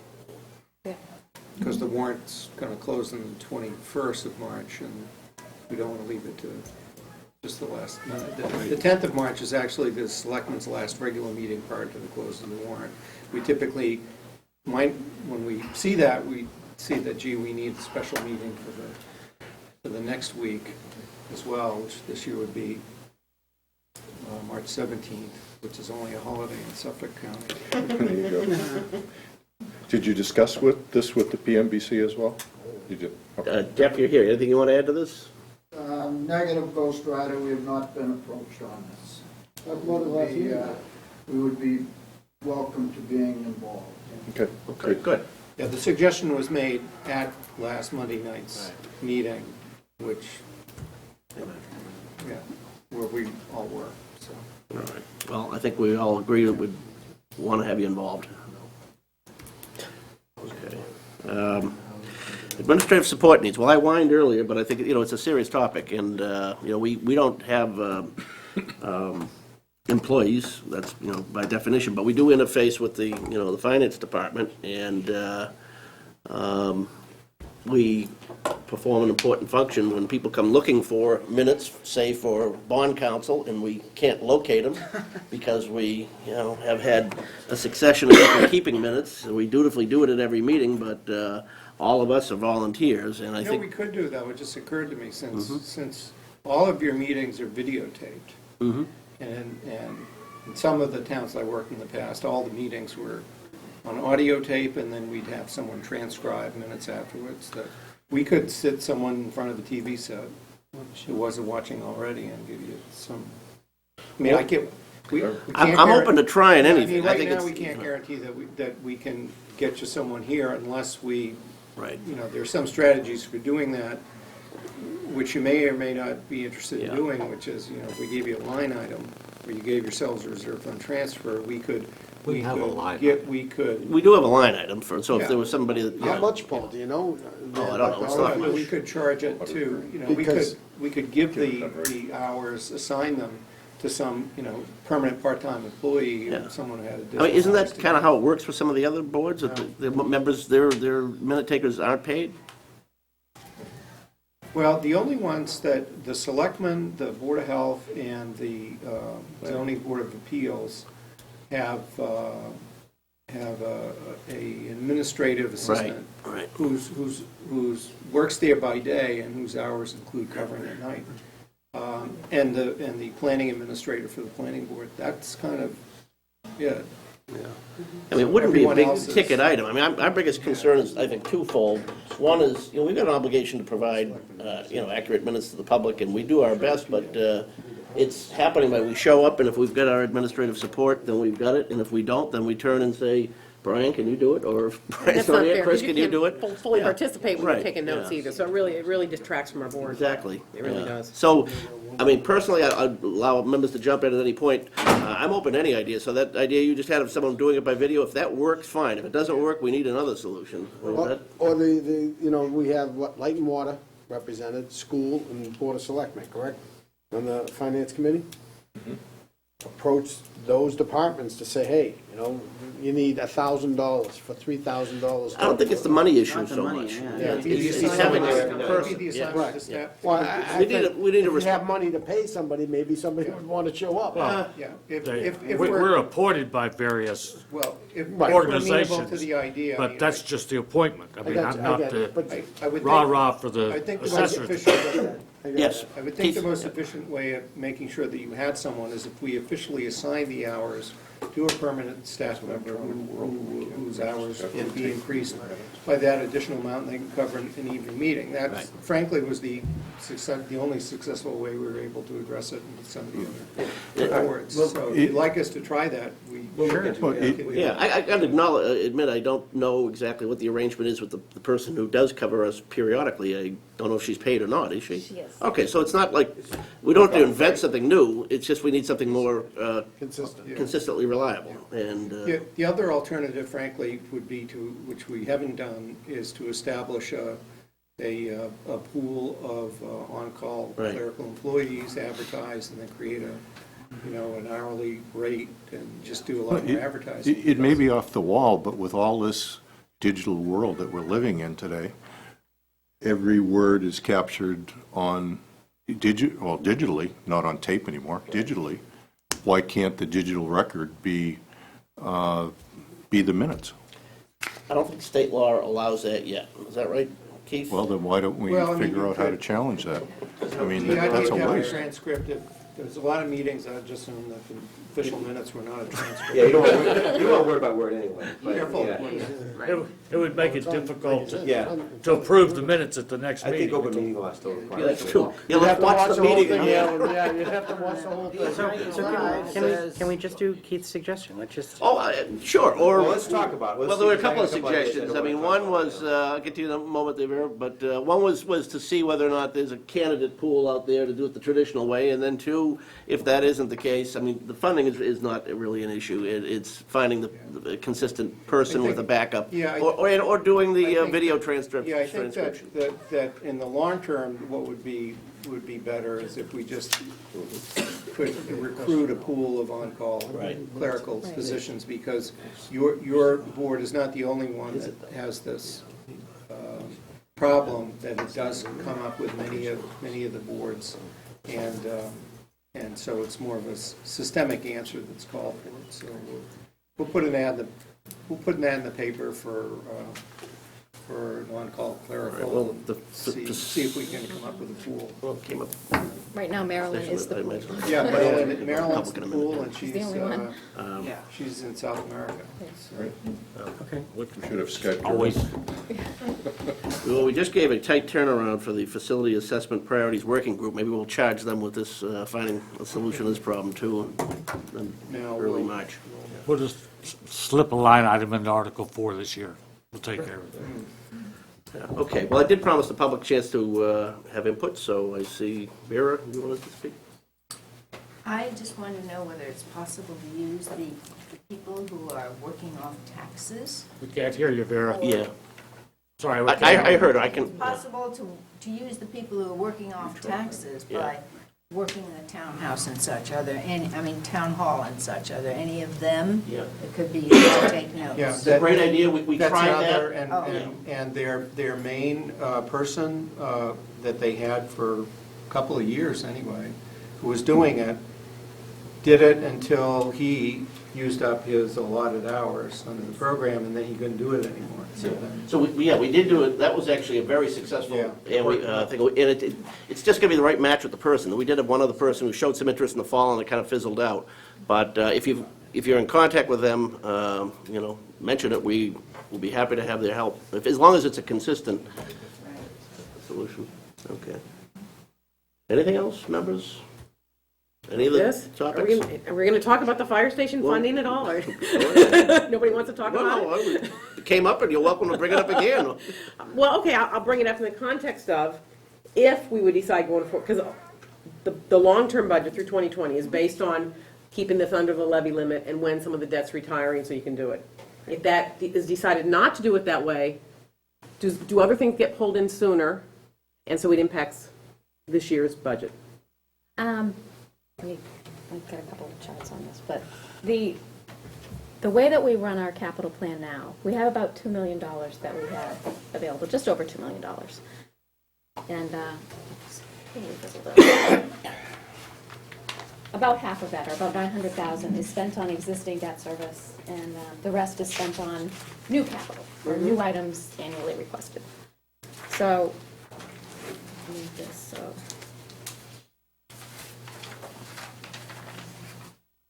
Did we get this? I had emailed it a while ago, I'm just kind of refreshing it. This gives you an idea of what we have available in capital funds versus the requests. So that line is the requests annually, and that changes every year. Things, deteriorate faster or they last longer, and we refresh this plan annually. But even at that, the requests clearly outstrip what we have available in revenues. If we continued forward with what our plan is now, you can see that the blue is the debt service as it rolls off annually. The red is what is available for new capital plan items or new requests. So in fiscal 14, we spent about $1.2 million on new capital and $900,000 in debt service. In fiscal 15, our plan is to spend $1.3 million on new capital and the $800,000 on debt service. In fiscal 20, we would be able to increase the new capital to $2 million as the debt service drops down to $150,000. So this is a significant increase from the $1.3 million to $2 million. So that's our plan. Even at that level, we have an average of $5 million in requests annually. So it's still, $2 million is just a fraction of the $5 million that we have in requests. Working the debt service for the fire station inside the levy will directly cull out some of the available funding. And what that does is look like this. So the green would be the additional, the new debt service that comes on. So in fiscal 20, instead of that $2 million that we would have available for new capital, we would be essentially reset back to like this fiscal year's impact of $1.3 million, $1.4 million. So it does impact the plan in future years. We know the demand is there, but it does qualify as capital, and this would be the based on the direction of when we could fit it inside the levy without impacting capital beyond what we're spending now. This was the draft plan that was proposed. Fiscal 20 was the year we were going to drop that debt service in. So yes, there is a cost to it. There's an impact to it. The impact is in addressing the capital items in the future.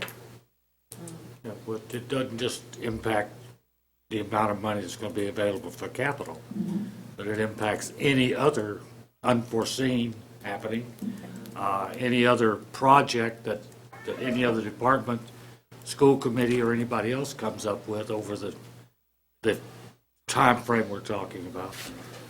As I mentioned in our last meeting, I had just come on the Finance Committee back in 2003, 2004, when this had just happened, when we took the high school inside the levy.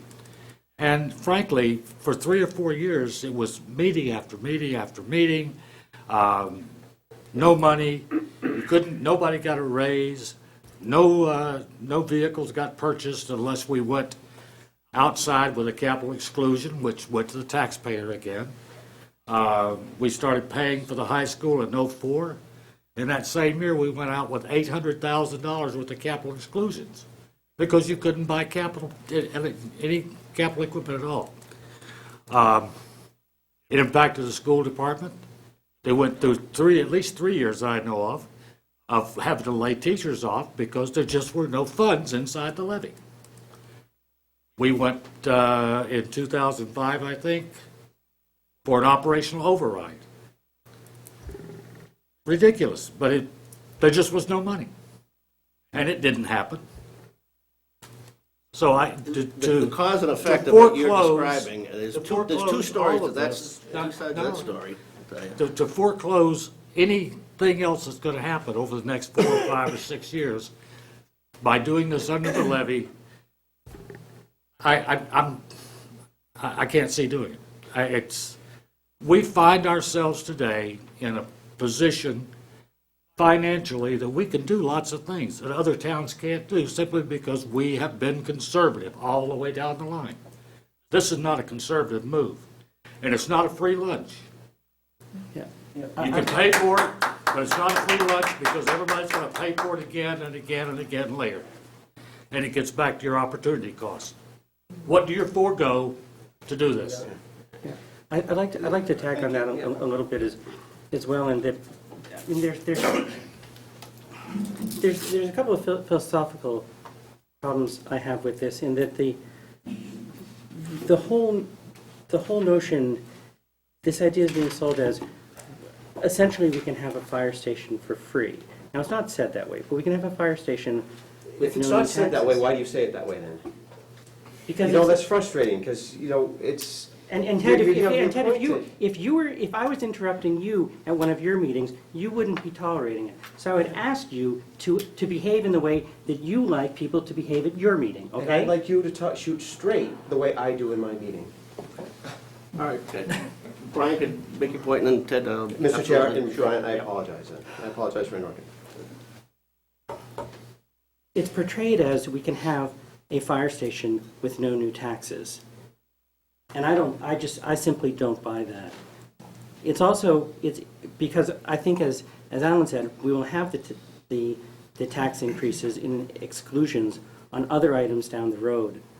I also think this sort of 10-year plan, I mean, we've talked on our board about when should an item be done at town meeting based on a couple hundred people, and when should an item be done at the ballot box where you have a couple thousand people. And we floated the idea of, maybe the threshold is $500,000. I mean, we can talk about that. But when it's a 10-year impact, I think if ever there was a time when you want to go to the ballot box, that's one of them, especially as they're sitting on, I also wear the hat of a citizen or voter participation committee, and making a 10-year decision with 200 people seems counter to that. The other thing that this plan excludes is the notion of bringing up our capital maintenance to any sort of level that we need to, as the Permanent Municipal Building Committee's Capital Study Committee, and God, we need an acronym for that, has said, because if we don't increase our maintenance, we know we're going to be paying more down the road anyway. So I just think from both a fiscal point of view, from a participation point of view, and from a lock-in point of view, there's a real problem with this. Okay. Yes. So the selectmen provided direction, it was a 3-2 vote, and there's no hiding that, provided direction to the FinCom as has been requested for many years. And we were reacting to what we hear on the street. What do we hear from people? You hear on the street, you hear it in the paper, you hear it everywhere. People are tired of the taxes going up, and seniors are tired, are being forced out because taxes are going up. So to have a half a dozen seniors come to our meeting and say, we want our taxes to go up now, was news to us. There were very good points made at the last meeting from a half a dozen citizens. We take those seriously. I can't count how much time I spent on the phone, but I'm pretty close to exceeding my minutes now, really doing some background. Mr. McCray, you and I had a very respectful and somewhat lengthy conversation on this before the selectmen's meeting. And I do see the points, and I've been talking to staff, and I want to have some more conversations with staff. I think the selectmen have committed to making sure that this, if we stick with this decision, it's the best decision we feel. And I think that it will be revisited. Never has it been said that this is a free fire station. The thing was, how do we do it the way we've heard it wants to be done, with no taxes right now? We understand there's implications down the road, and Ms. McCray, you've stated those very clearly about, with your examples. One thing that I do want to clarify is that I believe, correct me if I'm wrong, any impacts from the cap plan do not affect the operating plan. So we're not going to be laying off teachers if we have to, if we decide to do it this way. Yes, there are a squeeze put on additional capital items down the road. And as we stated at the last meeting, we understand that. There are no other capital projects right in front of us to consider, and that's why we went, with this, providing this direction to FinCom. Go ahead. I just have one other thing to add. Bonnie, I can't read that number. What is the amount available for cap? In which year? The 2020, I believe it is. $1,389,000. So we're spending 1.379 or 34 this year on cap. In 2020, we're going to spend 1.389. I think it's 1.375, is that what it is? 1.375. So in essence, we can spend even more money than we are this year in 2020 on cap than we are doing right now. So to say, Alan, I think you said, this is going to be without cruisers and without new equipment. In fact, that we'll be able to spend a little bit more in 2020 on capital funding than we are this year currently. So I think the only sort of jump ball that I see that is not being addressed, and hopefully the subcommittee on the capital plan will look at it and see how that overlays in here. The concern I have is that if in fact there is another color, if you will, that goes in there that is how do we support the facilities we have? And if that eats up a disproportionate amount of the red line, then that will then, I think, potentially impact the green, which is Bonnie's interpretation, financial interpretation of the fire station impact. That's, I think, I don't think we have enough information to really have this discussion until we as a total group agree on how we fund the capital plan that is being put before us by the PMBC and see how that impacts this. The top line is the top line. We only have so much money within the levy. And how do we spend it is the question. One way to spend it, a big chunk, is the green line, which is the fire station inside the levy. It may be a combination that we can afford half of it inside the levy and we have to spend some of that money, some of that green money, if you will, to support the capital maintenance plan as has been presented to us by the consultant. So I think it's another reason to get this subcommittee together and bring back its thoughts on how much money should we really be spending on an annual basis over the next 2, 3, 4, 5 years. Maybe we ought to settle on a charge for this committee before we start expanding its mission, but... Well, it's a waste of time if you don't do that. Yeah. Jenna? I just wanted to mention, as it was explained to me, there was a time where Littleton would set out a warrant with capital expenditure exclusion after exclusion after exclusion, and that FinCom and Board of Selectmen adopted financial policy guidelines so that we were not doing that anymore. And it seems to me, I mean, I hear Jim's point relative to, well, we'll actually have more money in 2020. There are so many presumptions about nothing costing anymore, 6 years from now.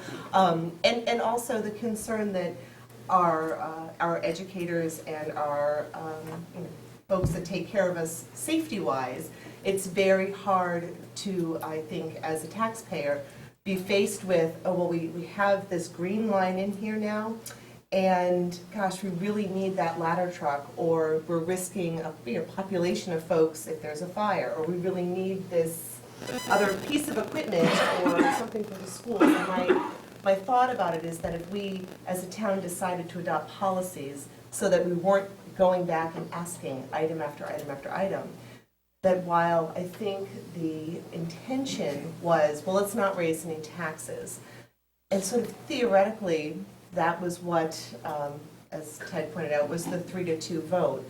My feeling about it is that the collateral consequences of implementing this are so broad and so unknown that while it might feel good to do this briefly, that the long term and over the course of 10 years is going to be exceedingly painful.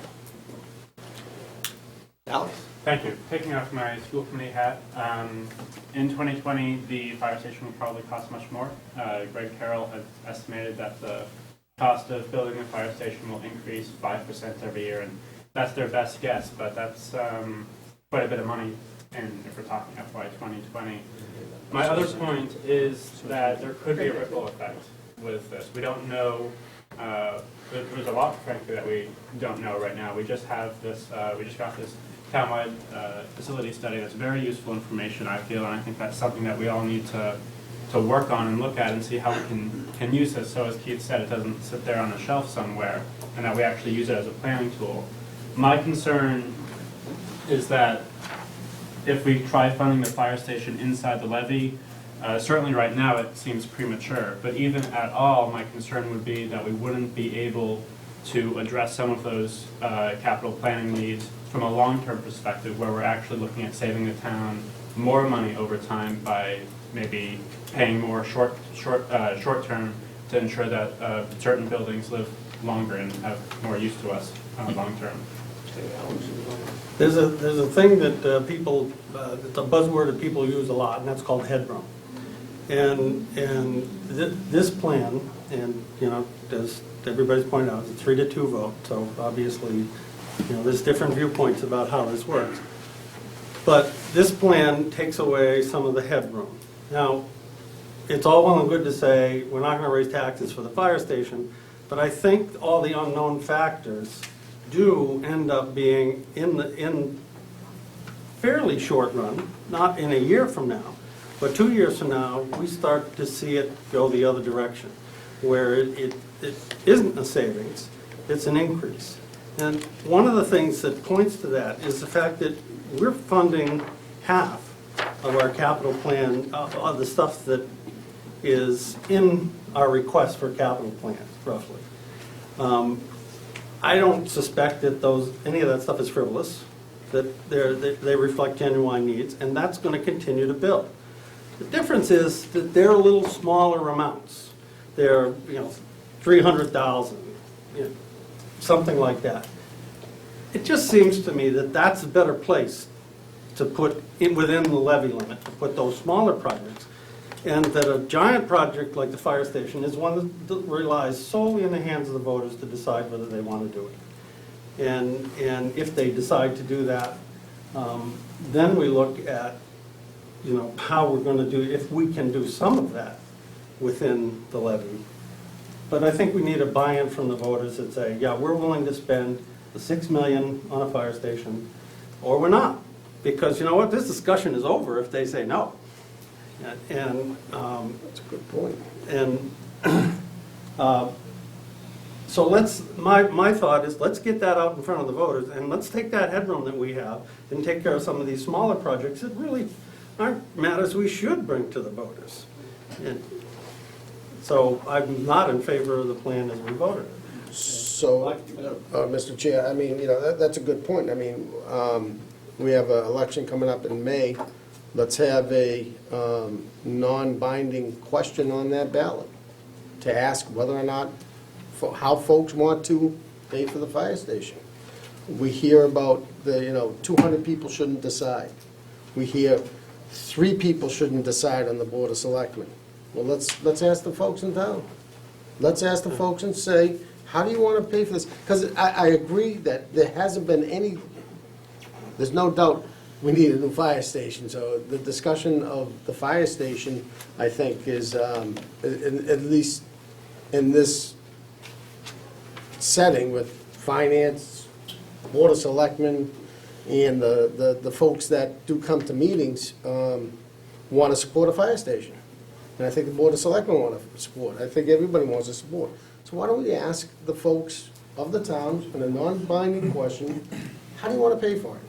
And if they say we don't want to pay for it, as Alex said, it's a moot point. hadn't thought of that idea, but that's intriguing. I mean, I was kind of jumping with a couple of points of my own. The notion that, I hadn't heard anybody sell this as you don't have to pay for it. Of course you pay for it. You pay for it through the one bucket of money that the town people and other sources of revenue give us every year. And their expectations are that we pay for everything with that money. We pay for operations, we pay for buildings, and that's, that's good management. And over the years, the selectmen, the Board of Selectmen, through fiscal discipline, has managed to get those projects that were getting funded through debt exclusions off of that process. And guess what? That's being done at the same time that the high school and the elementary school projects are being carried on the borrowing programs that they're on without overrides. And as far as public getting a vote, they're going to get to vote on this numerous times. They're going to get to vote on warrant articles at town meetings. I hadn't considered, but I think it's worth pursuing a non-binding vote. We've used that before for pay-as-you-throw. But at any point during the proposed funding plan, we're free to revisit it and put an override through if that's, what the experience teaches us. That's always been the case. It's not like, boy, you make that decision once and you can never revisit. Not true. You can revisit it any year, and you can call a special town meeting to revisit it. And, I pay attention to election season every year, and I know every candidate running, usually, winners and losers, are all promising the voters they're going to try to pay for, the town's different needs, capital and operations within the levy limit. And, I applaud the selectmen for taking an approach that does just that. And it wouldn't work if that chart didn't work, and that chart works. And if it changes, guess what? We can change. The other thing I would just add, I have a very different memory of history about, what the cause and effect of the high school being under the levy limit was. I do know this. You can go to the Department of Revenue website, Division of Local Services, and they have the comparable tax rates for all the towns since 2.5 was adopted in 1982. And for a period of several years after the town of Littleton took that approach, we were in a very advantageous situation comparative to other towns. Then we got away from that, and we're starting to come back again. So, you can look at your own tax bill, you can look at the Department of Revenue stats, but I mean, it makes a difference to the people who are paying the bills. I'm one of them, so I appreciate the foresight here. Steve? To get back to an earlier point, somebody made the comment about how the level of spending in 2020 would be the same as the current year. What's missing from this chart is the level of requests, and we're funding about 30% of the requests, and the forecast moving forward is about 30 to 35% in this time period. So don't forget, in years, in Bonnie's chart before that, where she had the spike and the line chart, the things that aren't funded when that spike is high get pushed to the next year, and that's not reflected in that chart. So to think that it smooths out in some years, it doesn't, because all that unfunded is going up, and we're not funding to about 70% of the need. Mark Levine, Yeah, Mark Levine. Just had a comment with regard to something that's been missing from this conversation. And that's the cost of money over time. 1%, 1.5% now, if we went with a capital exclusion, could be 7, 8% in 2020. So you got to take that into consideration for that too. very good point. First, I'd like to say that the members of the building committee are really pleased and with how well everyone's embraced the facility study. We were pretty excited to be able to get it going when we did, and as we progressed through the process, the building committee got more and more excited ourselves, and it's just nice to see how well it's been embraced. But the big question, and I brought this up at the selectmen's meeting the other night, the big question all along was, we get this all done, how are we going to fund it? It's always the money item. And I used the example of the selectmen working with Jimmy Clyde coming up with the roads maintenance program. And that's worked out well. And that's a great example, a great tool to go by to work on fulfilling our facility study and the capital plan. So that's, that we have to look at that. And I think that if we look at the facility study and how well it's laid out over the 10 years or 20 years, that if you really look at it, that can be, the answer is in there whether we should fund the fire station under the levy or not, because it's been brought up.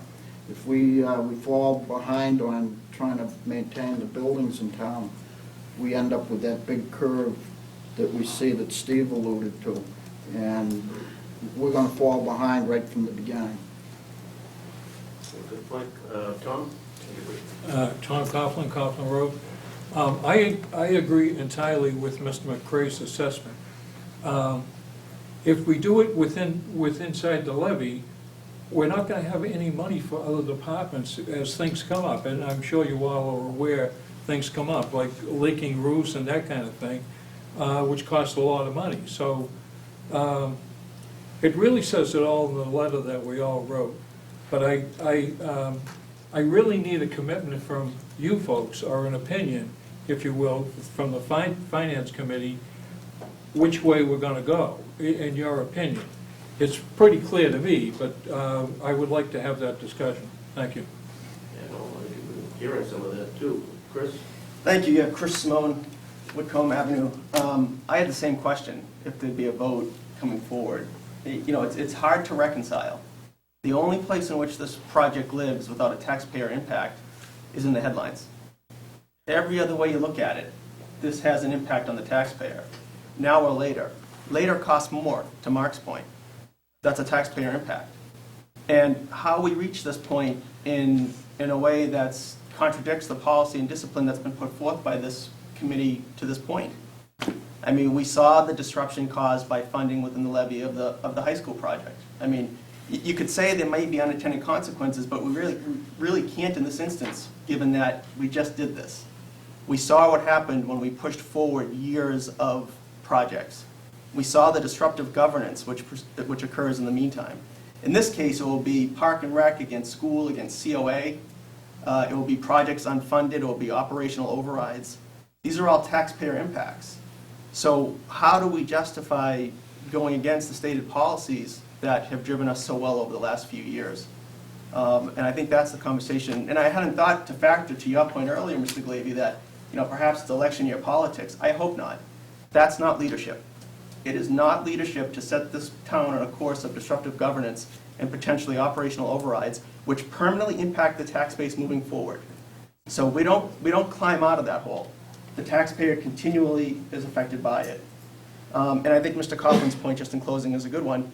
Your committee ought to have an opportunity to vote on this, and I hope the selectmen will take this back up and reconsider. Anytime there's a financial issue before the town, and when there's a warrant article or there's something before us, the Finance Committee, generally takes a vote on that anyway. You've heard, there's no secrets up here. Various members have made their opinions known anyways. We've been rehashed a lot of this. I'll dispute a lot of what you said, but, you had your chance to say it. I'm not going to, go point by point on it with you right now. But anyway, someone else? Can I just clarify? I think it's been said a couple times, but I clarified earlier, and it's still being said, but I believe that cap plan doesn't affect operations. People say if we do something now, it affects the operations portion. You're going to have an operational override. Correct me if I'm wrong, that's not true, right? Cap plan, operating fund. Cap plan, yes, we said it out on the meeting, yes, down the road, something is going to have to go for an override, but it's not operational override. Depends what the need is. That's the point. There is another part of that, unless I'm totally mistaken. Part of the money that we're talking about in the cap plan is the rollover for the free cash. Yes. And that comes from excess money left over from operating budgets. And if that excess goes down, it's not available the next year for cap plan. But that's a one-time expenditure, right? The free cash is only one-time expenditure, right? So We operate a lot around here in projections. We have no other choice. That's the reality of it. But I'll tell you what, as one person, there's two different schools of thought here. The notion of well, let's go for the tax increase now because we feel we might have to years later versus let's not do it now when we have a plan that shows we can accommodate it. We always have the right to do another one later. I don't, as a taxpayer and a citizen for Plan B than Plan A. Right, but wait a minute, let's get back to certified free cash. With certified free cash, that comes out of, that's extra operating funds that goes to a one-time. But that doesn't mean your operating budget is decreased for the following year just because you had free cash come back, right? No, it means that less money in if capital. free cash is reduced, it's because we're spending more in the operating budget. There's And if you less have turnover. no place to go for additional money, where you're gonna go is in the operating budget. You're gonna transfer funds from one line item to another, and that free cash number is gonna start decreasing, which will mean, when it's certified, that your capital budget will be decreased. I see what you're saying. Okay, thank you. I just want to put the fire chief on the spot. Sorry. Just because in previous meetings, you've mentioned that doing the fire station a few years hence, as opposed to sooner, would itself incur some costs. And I think that's just... So, Sorry. Excuse me, the initial cost outright would be the trailer that we are currently using for the living quarters, $6,000 a year. So, I mean, that's not big money. The building out back, the roof, something will need to be done with the roof, whether it be re-roofed or it's tarped for a year. If this project is off for a year and we suddenly get leaks, I'd rather spend $1,000 on tarps and tarp the roof for a year than re-shingle it. But, if you're talking putting it off for a few more years, that may be up for debate. So there could be a potential cost there.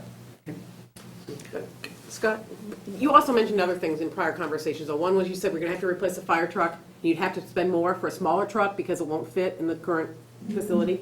That's Is correct. That's what we've done in the past. For us to obtain an apparatus, some of it wouldn't fit in our current building, just because of the size. So you do pay a little bit more to have it downsized. And that is one thing, we're looking for a new engine next year and the ladder truck to be replaced the year after that. That ladder truck will be 30 years old. So there's definitely a few pieces of apparatus that are coming up. And the estimate, just for pushing the building out this many years, I heard $1 million someplace. We don't know for sure, because you don't know, but is that the number you have? It's about $1 million, yes. It's about $1 million to push it out. Okay. And so, but you also just spoke to a couple of things that several of us have been saying. It's, Paul, you said the plan only works if the graph works. Well, you just mentioned, a couple $1 million. That was just pulled out of the air, you're right. Yeah. We haven't seen that kind of analysis in detail, and, and I welcome it, but... Okay, I'll leave it No. alone, but you've talked about... As far as the capital items, those capital items are on the 10-year plan. Yeah, and there's no resistance to funding them, to my knowledge. Correct. Right, okay. Just simply stating it for size-wise and... Just seems interesting that we would potentially, see if I get this right, delay this building the new station, pay more to make the ladder truck smaller because we're buying it just before we get the building where the larger, lower-cost truck would fit. Well, your premise, I don't believe that, you say build it later, there was never an agreed-upon time, if I'm not, I'll defer to the selectmen on that, about when to do it. Let me see if I can wrap this up in a bow. First, one more thing, I forgot to make the point before. This recommendation and direction for guidance does not violate the policy. Right. So that contention was made before. The second thing is that I hope puts us to bed is that the selectmen and myself, if it's only done by myself, is committed to revisiting this issue. There's a lot more information coming up, obviously from voters, who are saying something contrary to what we've been hearing. I think we want to meet with staff a little bit, whether it's one-on-one or with a meeting, but I think that we can stop discussing if we like, because the selectmen are committed to revisiting the discussion. Okay. We're, all right, I'll let a couple more people speak. We meet regularly. tried. We meet I regularly, tried. you guys meet regularly, all right. I see If you three, still want to throw I thorns, see then three- that's fine, but I'm trying to end it. three You know? hands up, and I think they're all coming in the same direction. If there's something new, I'm really Yeah, I anxious to know, hear I it. know. If you can all make it brief, Henry. I will be very brief. Thank you, Mr. Chairman. If I was sitting on this board or the Board of Selectmen, I would be very much in favor of the decision being put before the voters in May. I don't want to be labeled as a guy spending 20% of the town's gross budget on a fire station, okay? I don't want that label around my neck. I want the voters to make that decision. And certainly if it gets coached properly, you know, with the right background and information and facts, we heard some of them tonight, I'm sure the public's going to make the right decision, but the public needs to make this decision, in my opinion. And you guys are clean, you're good. Just put the facts out there. Public does make the decision, I'm with you on that, but anyway, now I promised two more, so Alex and Steve. One point is that we've invested a lot of money in that old fire station just to accommodate vehicles that we couldn't downsize. And the ladder truck is a classic example of that. We had to bump that out. And more recently, in order to accommodate the ambulances that we really need in this town, the station has to be bumped out. And it's safe to assume that the next time around, you know, if there's not something available, we're going to incur more expenses. So I think we have to factor in, you know, that we're going to be spending money on that building if we don't do something. So I think that has to be added on to this figure, is that we're going to spend, I think that's a formidable amount of money. We're going to spend that. Okay. Steve, and then. Two points. With the increased costs of delaying this building, placing the debt in 2020 or that time frame, is borrowing costs. I mean, interest rates are going to be they're inching up now. It's costing more to place debt today than it did a year ago, and it's going to get higher and higher as the years go by. So that's one factor that hasn't been talked about, is the interest rate over that 20-year period, which is going to be big. Second point is a couple of times people have said that chart that Bonnie had up there works. My opinion doesn't work when you look at this and you push that funding out, the unfunded things. As the unfunded number gets larger and larger, to spend the same means you're falling further and further behind. So to say that because that spending level is the same, you're in a worse position because of the unfunded items. Final word on the subject for us tonight. Thank you. When we're talking about putting something before the voters of the town, I'm curious exactly what we're going to ask them. Are we going to ask them, do you want a new fire station? But then the next question is, I think should be on this, are you willing to do a debt exclusion to pay for it? Mr. Selectman Carr's proposal, I'll let him speak to you on that after, but I'd like to move on to that. Yeah, we'll cover all That's this. really the question is the second question. Everyone can say, yes, we want a fire Right, station. yes, I think that's, But I then think, we have- my understanding was, I mean, addressing, how do you want to pay for it? You Yes. know, given choices, how do you want to pay for it? All right, terrific. You're all welcome to hang around and talk about snow and ice accounts. if you May I be want. excused, Mr. Chairman? Yeah, can we all, You the can. five of us? May I just say this in closing? In the spirit of the joint Board of Selectmen and Tom School Committee meeting, the school committee would like to make just some closing comments if we may, sir. Oh, sure. There. You were on a high for a while. Note the time. Town appropriation towards the school committee budget of 16.9 is what we request. Circuit breaker, we requested $500K, and we know how to spend the other $269 within a fiscal year as necessary. Underfunded mandates will continue to impact the resource available to us. We remain in labor negotiations as we speak now. Bonnie's capital recommendation is appropriate given our circumstances. We know we have unfunded requirements, as does everybody else. We'll continue trying to work those in as best we can. The school committee budget public hearing is March 13th, as I said. Please come on in and offer comments there also. And even school committee meetings this Thursday. The police department, come visit us and give us some thoughts. And our promise to you all certainly is that we continue to work with you all, just as we have in the past years, to come to a budget that does pass at town meeting. Absolutely, we enjoyed it. So, thank you. Thank you for hosting. Christina? Thank you for the great conversation. Motion to adjourn. We've got a little bit more business to attend to.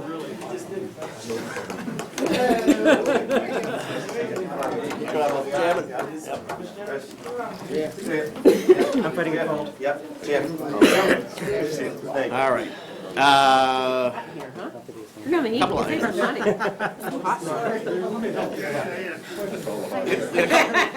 Do we have any new minutes for tonight? Probably not, no. Oh, yeah, right, the one from the meeting on the, did anyone look it over detail? Thank you. Yeah, the all-day meeting, we did have those minutes from Maryland. I gotta admit, other than the first time I looked at them, I haven't looked at them in detail yet. Has anybody taken on that chore, looking over the all-day minutes that Maryland had given us? I looked at it. I think I said something to her. There were, I found a bunch of typos and some other things in there. Do you want to offer some corrections? You want to send us a... I sent it to Maryland. Oh, you did? All I right. did. How about this for a suggestion, folks? Betsy did go through and sent a lot of little corrections and such to Maryland. Sight unseen, do you want to accept those minutes as amended by Betsy, or do you want... This is for the all-day meeting, right? Yes. Which I wasn't there, so I can't vote. That's a good point, yes. So I think it's lovely that you all I'm voted on it. suggesting we have faith in Betsy's review, unless you all want to go back and review it, her review. No?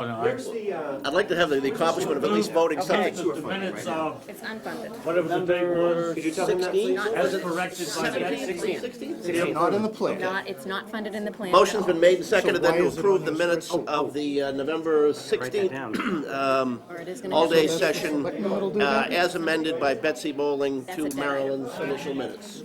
Any further discussion? All those in favor? Aye. Okay. Who was the second? It was motion and second, I think. Okay. All right. Two appointees for the whatever it is, the Facility Assessment Priorities Working Group. Who wants another chore? Fred, you want to be one of them? Alan and Fred it Okay, Alan and Fred.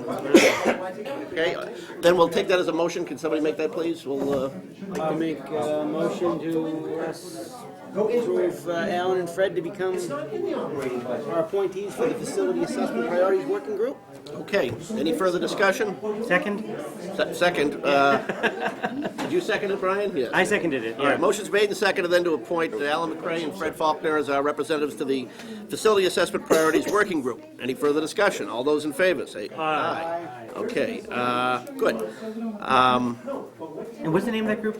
Where was it? It's on the agenda, Facility Assessment Priorities Working Group. Okay.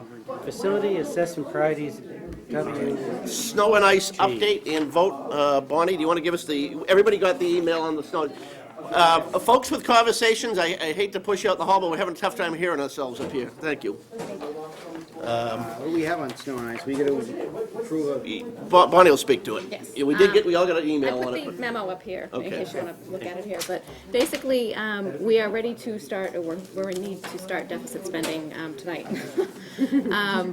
As of today, we have spent $196,000 of the $200,000 appropriated budget at town meeting. The snow and ice budget, as you may remember, is a two-part budget. It's what's appropriated at $200,000 and what's reserved for deficit at $450,000. So we have a plan of $650,000, but in order to access the deficit funds, I need a vote of both the Board of Selectmen and the Finance Committee to do so. So we're at that point. Okay.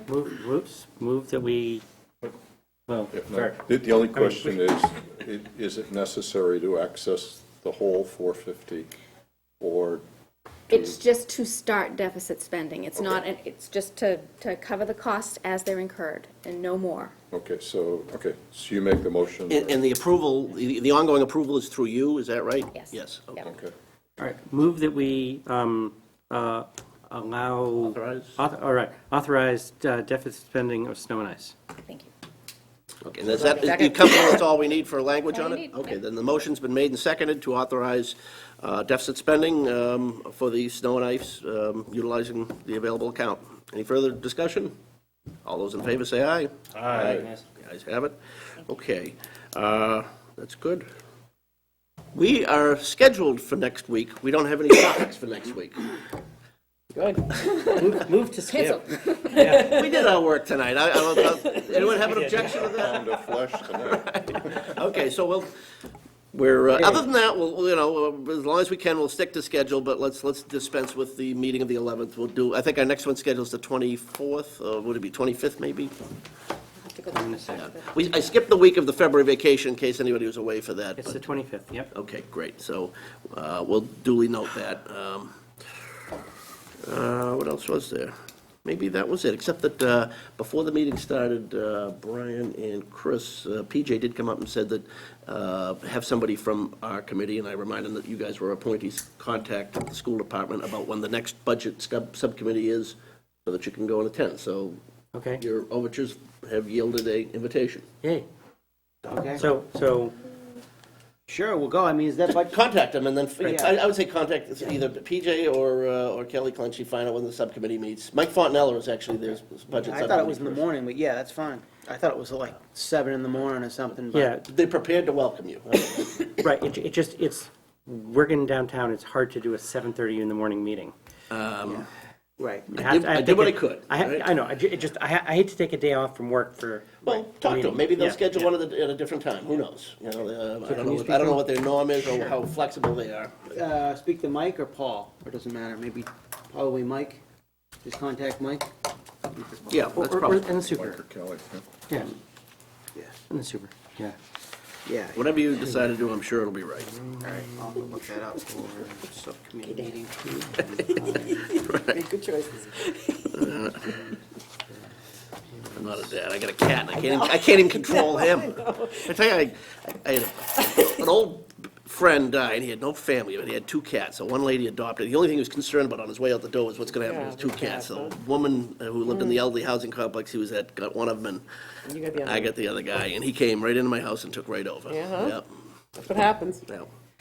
Just one thing. Just don't post any pictures on Facebook, please. No, I don't. Just one last sort of business thing. So in Paul's closing remarks, I mean, I think, I just want to make sure I heard it right. He said that they don't want to take your suggestion of decreasing this to use the circuit breaker, and that they can find another way to do the circuit breaker. Right. So that's just. Probably ought to be noted in the minutes, yep. Yeah, okay. So we're gonna spend all of that, like the state says we have to spend it, but we still want your money. So instead of a $17,450,000 budget, add $279,000 to that And figure. go back to the 409,000 deficit. Right, and go to the 1695. Maybe as a follow-up on it, I mean, I assume you'd be doing this anyways, try to have some sort of civil back and forth with Kelly and Steve on that. I actually have. I've got a, very good, conversation ongoing. They Yeah, did it's tell in- me it's actually- I upfront actually that have the it. school committee's not gonna, They want to be. not gonna be agreeable to that, and I understand that. Right, it just a point for us to. Okay. Excuse me, just for clarification in my own mind, so this 17.9 is no longer the ceiling for them? Yeah, 16.9, right. Wait, it went from, how did they gain 50,000? It was, The budget that they presented in November was $17,450,000. Right. That was the figure that they said, that's what our spending plan for I thought they 15 said is. 17.4, but that's It was fine. 17,450, I checked the notes. Okay. And they said, of that, we'll apply $500,000 in reserves to reduce that to the appropriation we need of $16,950. Okay. Okay, so when I looked at the reserves and I realized you have to spend more than that in circuit breaker funds, so I took the figure, the budget Right, minus took the that full circuit breaker funding and got to the 16,680, whatever. So So the you knew quite logic, well that was gonna be the answer. so the logic behind that discussion is that they're going to spend, they'll figure a way to spend the They have to. incremental 250 The 269. yeah. beyond the 17.4? Yes. So their spending plan will not be 17,450 next year. It will be 17,450 plus 269,000. Although it's actually, I mean, I don't want to jump in his head, but he also, I believe, did say that, I thought he alluded to the possibility of taking that money, but then using less from the reserves, because No, they said that they will spend the amount that okay, they need I to. misheard, all right. Getting increasingly Okay, so important for you guys to attend that meeting. So at this point, we're back to $450,000. Well, plus, yes, and then how we get there, if it's just a windfall, it's like, oh, well, all of a sudden we have to spend $300,000 more, justified by what? By the math forcing it, or by what's the programmatic, The spending plan that they presented imperative? to you in November was the 17,450. Right. So if there's a 17, 7 plan, Right. then you haven't seen that yet. Right. Well, I guess more important than anything else, following through on the details of that, we can't just arbitrarily increase a budget by close to $300,000 because. I thought it was just where they're getting their funding from, and they're gonna still be at 17,450, it's just. No, they'll be at How much money we're appropriating 17,700. them? They'll be at 17,700 instead of 17,450. But Did he say that? I didn't hear that. Yeah, I didn't hear him say, He didn't, no, he did not say that they will increase their spending plan to 17,700. What he said is, we want the 16,900, we will spend the $500,000 plus we will spend the They'll find ways to spend 269,000. the other So two they something. will in effect spend 17,700.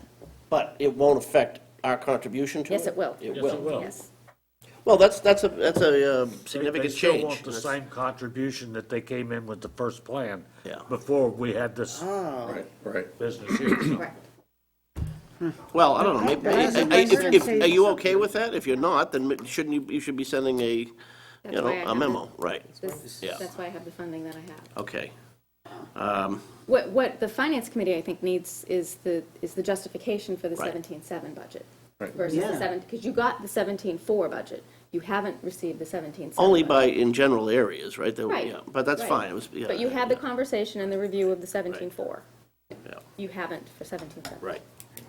Well, I wouldn't, Have a let's topic. not concede on 17,700 so quickly here, right? Now, Okay. he mentioned that they have a meeting this day after, Thursday, yeah. day after tomorrow. Was that specifically budget or just a No, general? No, that's that's just just a a regular regular meeting. Okay, all right, so. Okay. Bonnie, I had one other item for you. Do we have an update on when the auditors are going to be done with their report and when we might be able to meet with them? He finished the light and water. He's coming to my office Thursday. I've already sent all the financials over, so we're underway. I mean, it'll be forthcoming. Okay. It just seems to me it has more of an impact if we're dealing with it before obviously budgets are being formulated, but if we get it like after town meetings and then we look at it in May and then we pick things up again in September or whatever, you've forgotten, granted, you've implemented anything there, but it's kind of a good time to get everybody's mind engaged if it's happening during between now and April sometime. Okay, maybe I can get, even if it's not in final format, maybe I can get him to give us a draft. Yeah, and in what we attempted last year, I think is valuable too. I mean, if we can do it in conjunction with one of our joint meetings, it'd be really good for the selectmen and the school committee to see, what the auditor has to say. And if And the discussion around that. yeah, and if the other person there, the actuary, I don't know if there's any value in bringing her back again. Not the same presentation. Not again. What was that, an hour and a half? Brutal. God bless her, but, okay. Did you have any other They like items their work. for us? No, I think we've covered. Okay. I have Yes, Alan? Well, just a reminder, since we went through the exercise with everybody here about admin support, Yes. Bonnie, would you, since you're here every day, would you follow through on whatever it was that Keith said we could possibly do in order to He's fix gonna that? advertise, Yeah, right? a pool of people, either that or this video The transcription. video Right. transfer thing, Yeah. that's worthless. Right. It would take 15 hours to sit there and try to Right, do right, that. Yeah. right. But please do. I will. And I'll talk to Marilyn too, because she may be, I mean, I didn't even think of the video part. She may be able to watch the meeting and take minutes. Well, That that's may fine. I be- mean, look, when Marilyn comes, she's fine. I don't have a problem with it. It's just, there needs to be an automatic, when she can't make it, then she calls the next person on the list, and then there's somebody else in, you know, and, yeah. Yeah, it's just that we don't. And we don't have- always know, I mean, even if she mentions in passing, I'm gonna be in, you know, Brazil, which I think is where she is right now. She is, yeah. You don't know till you show up what you're gonna get, so, No, we'll follow up on that. okay. Anything else, folks? Good meeting? Adjourn. Motion to adjourn, I heard one, Second. and I heard a couple of seconds. Motion's made and seconded to adjourn. All those in favor say aye. Aye. Good. Turning off the audio as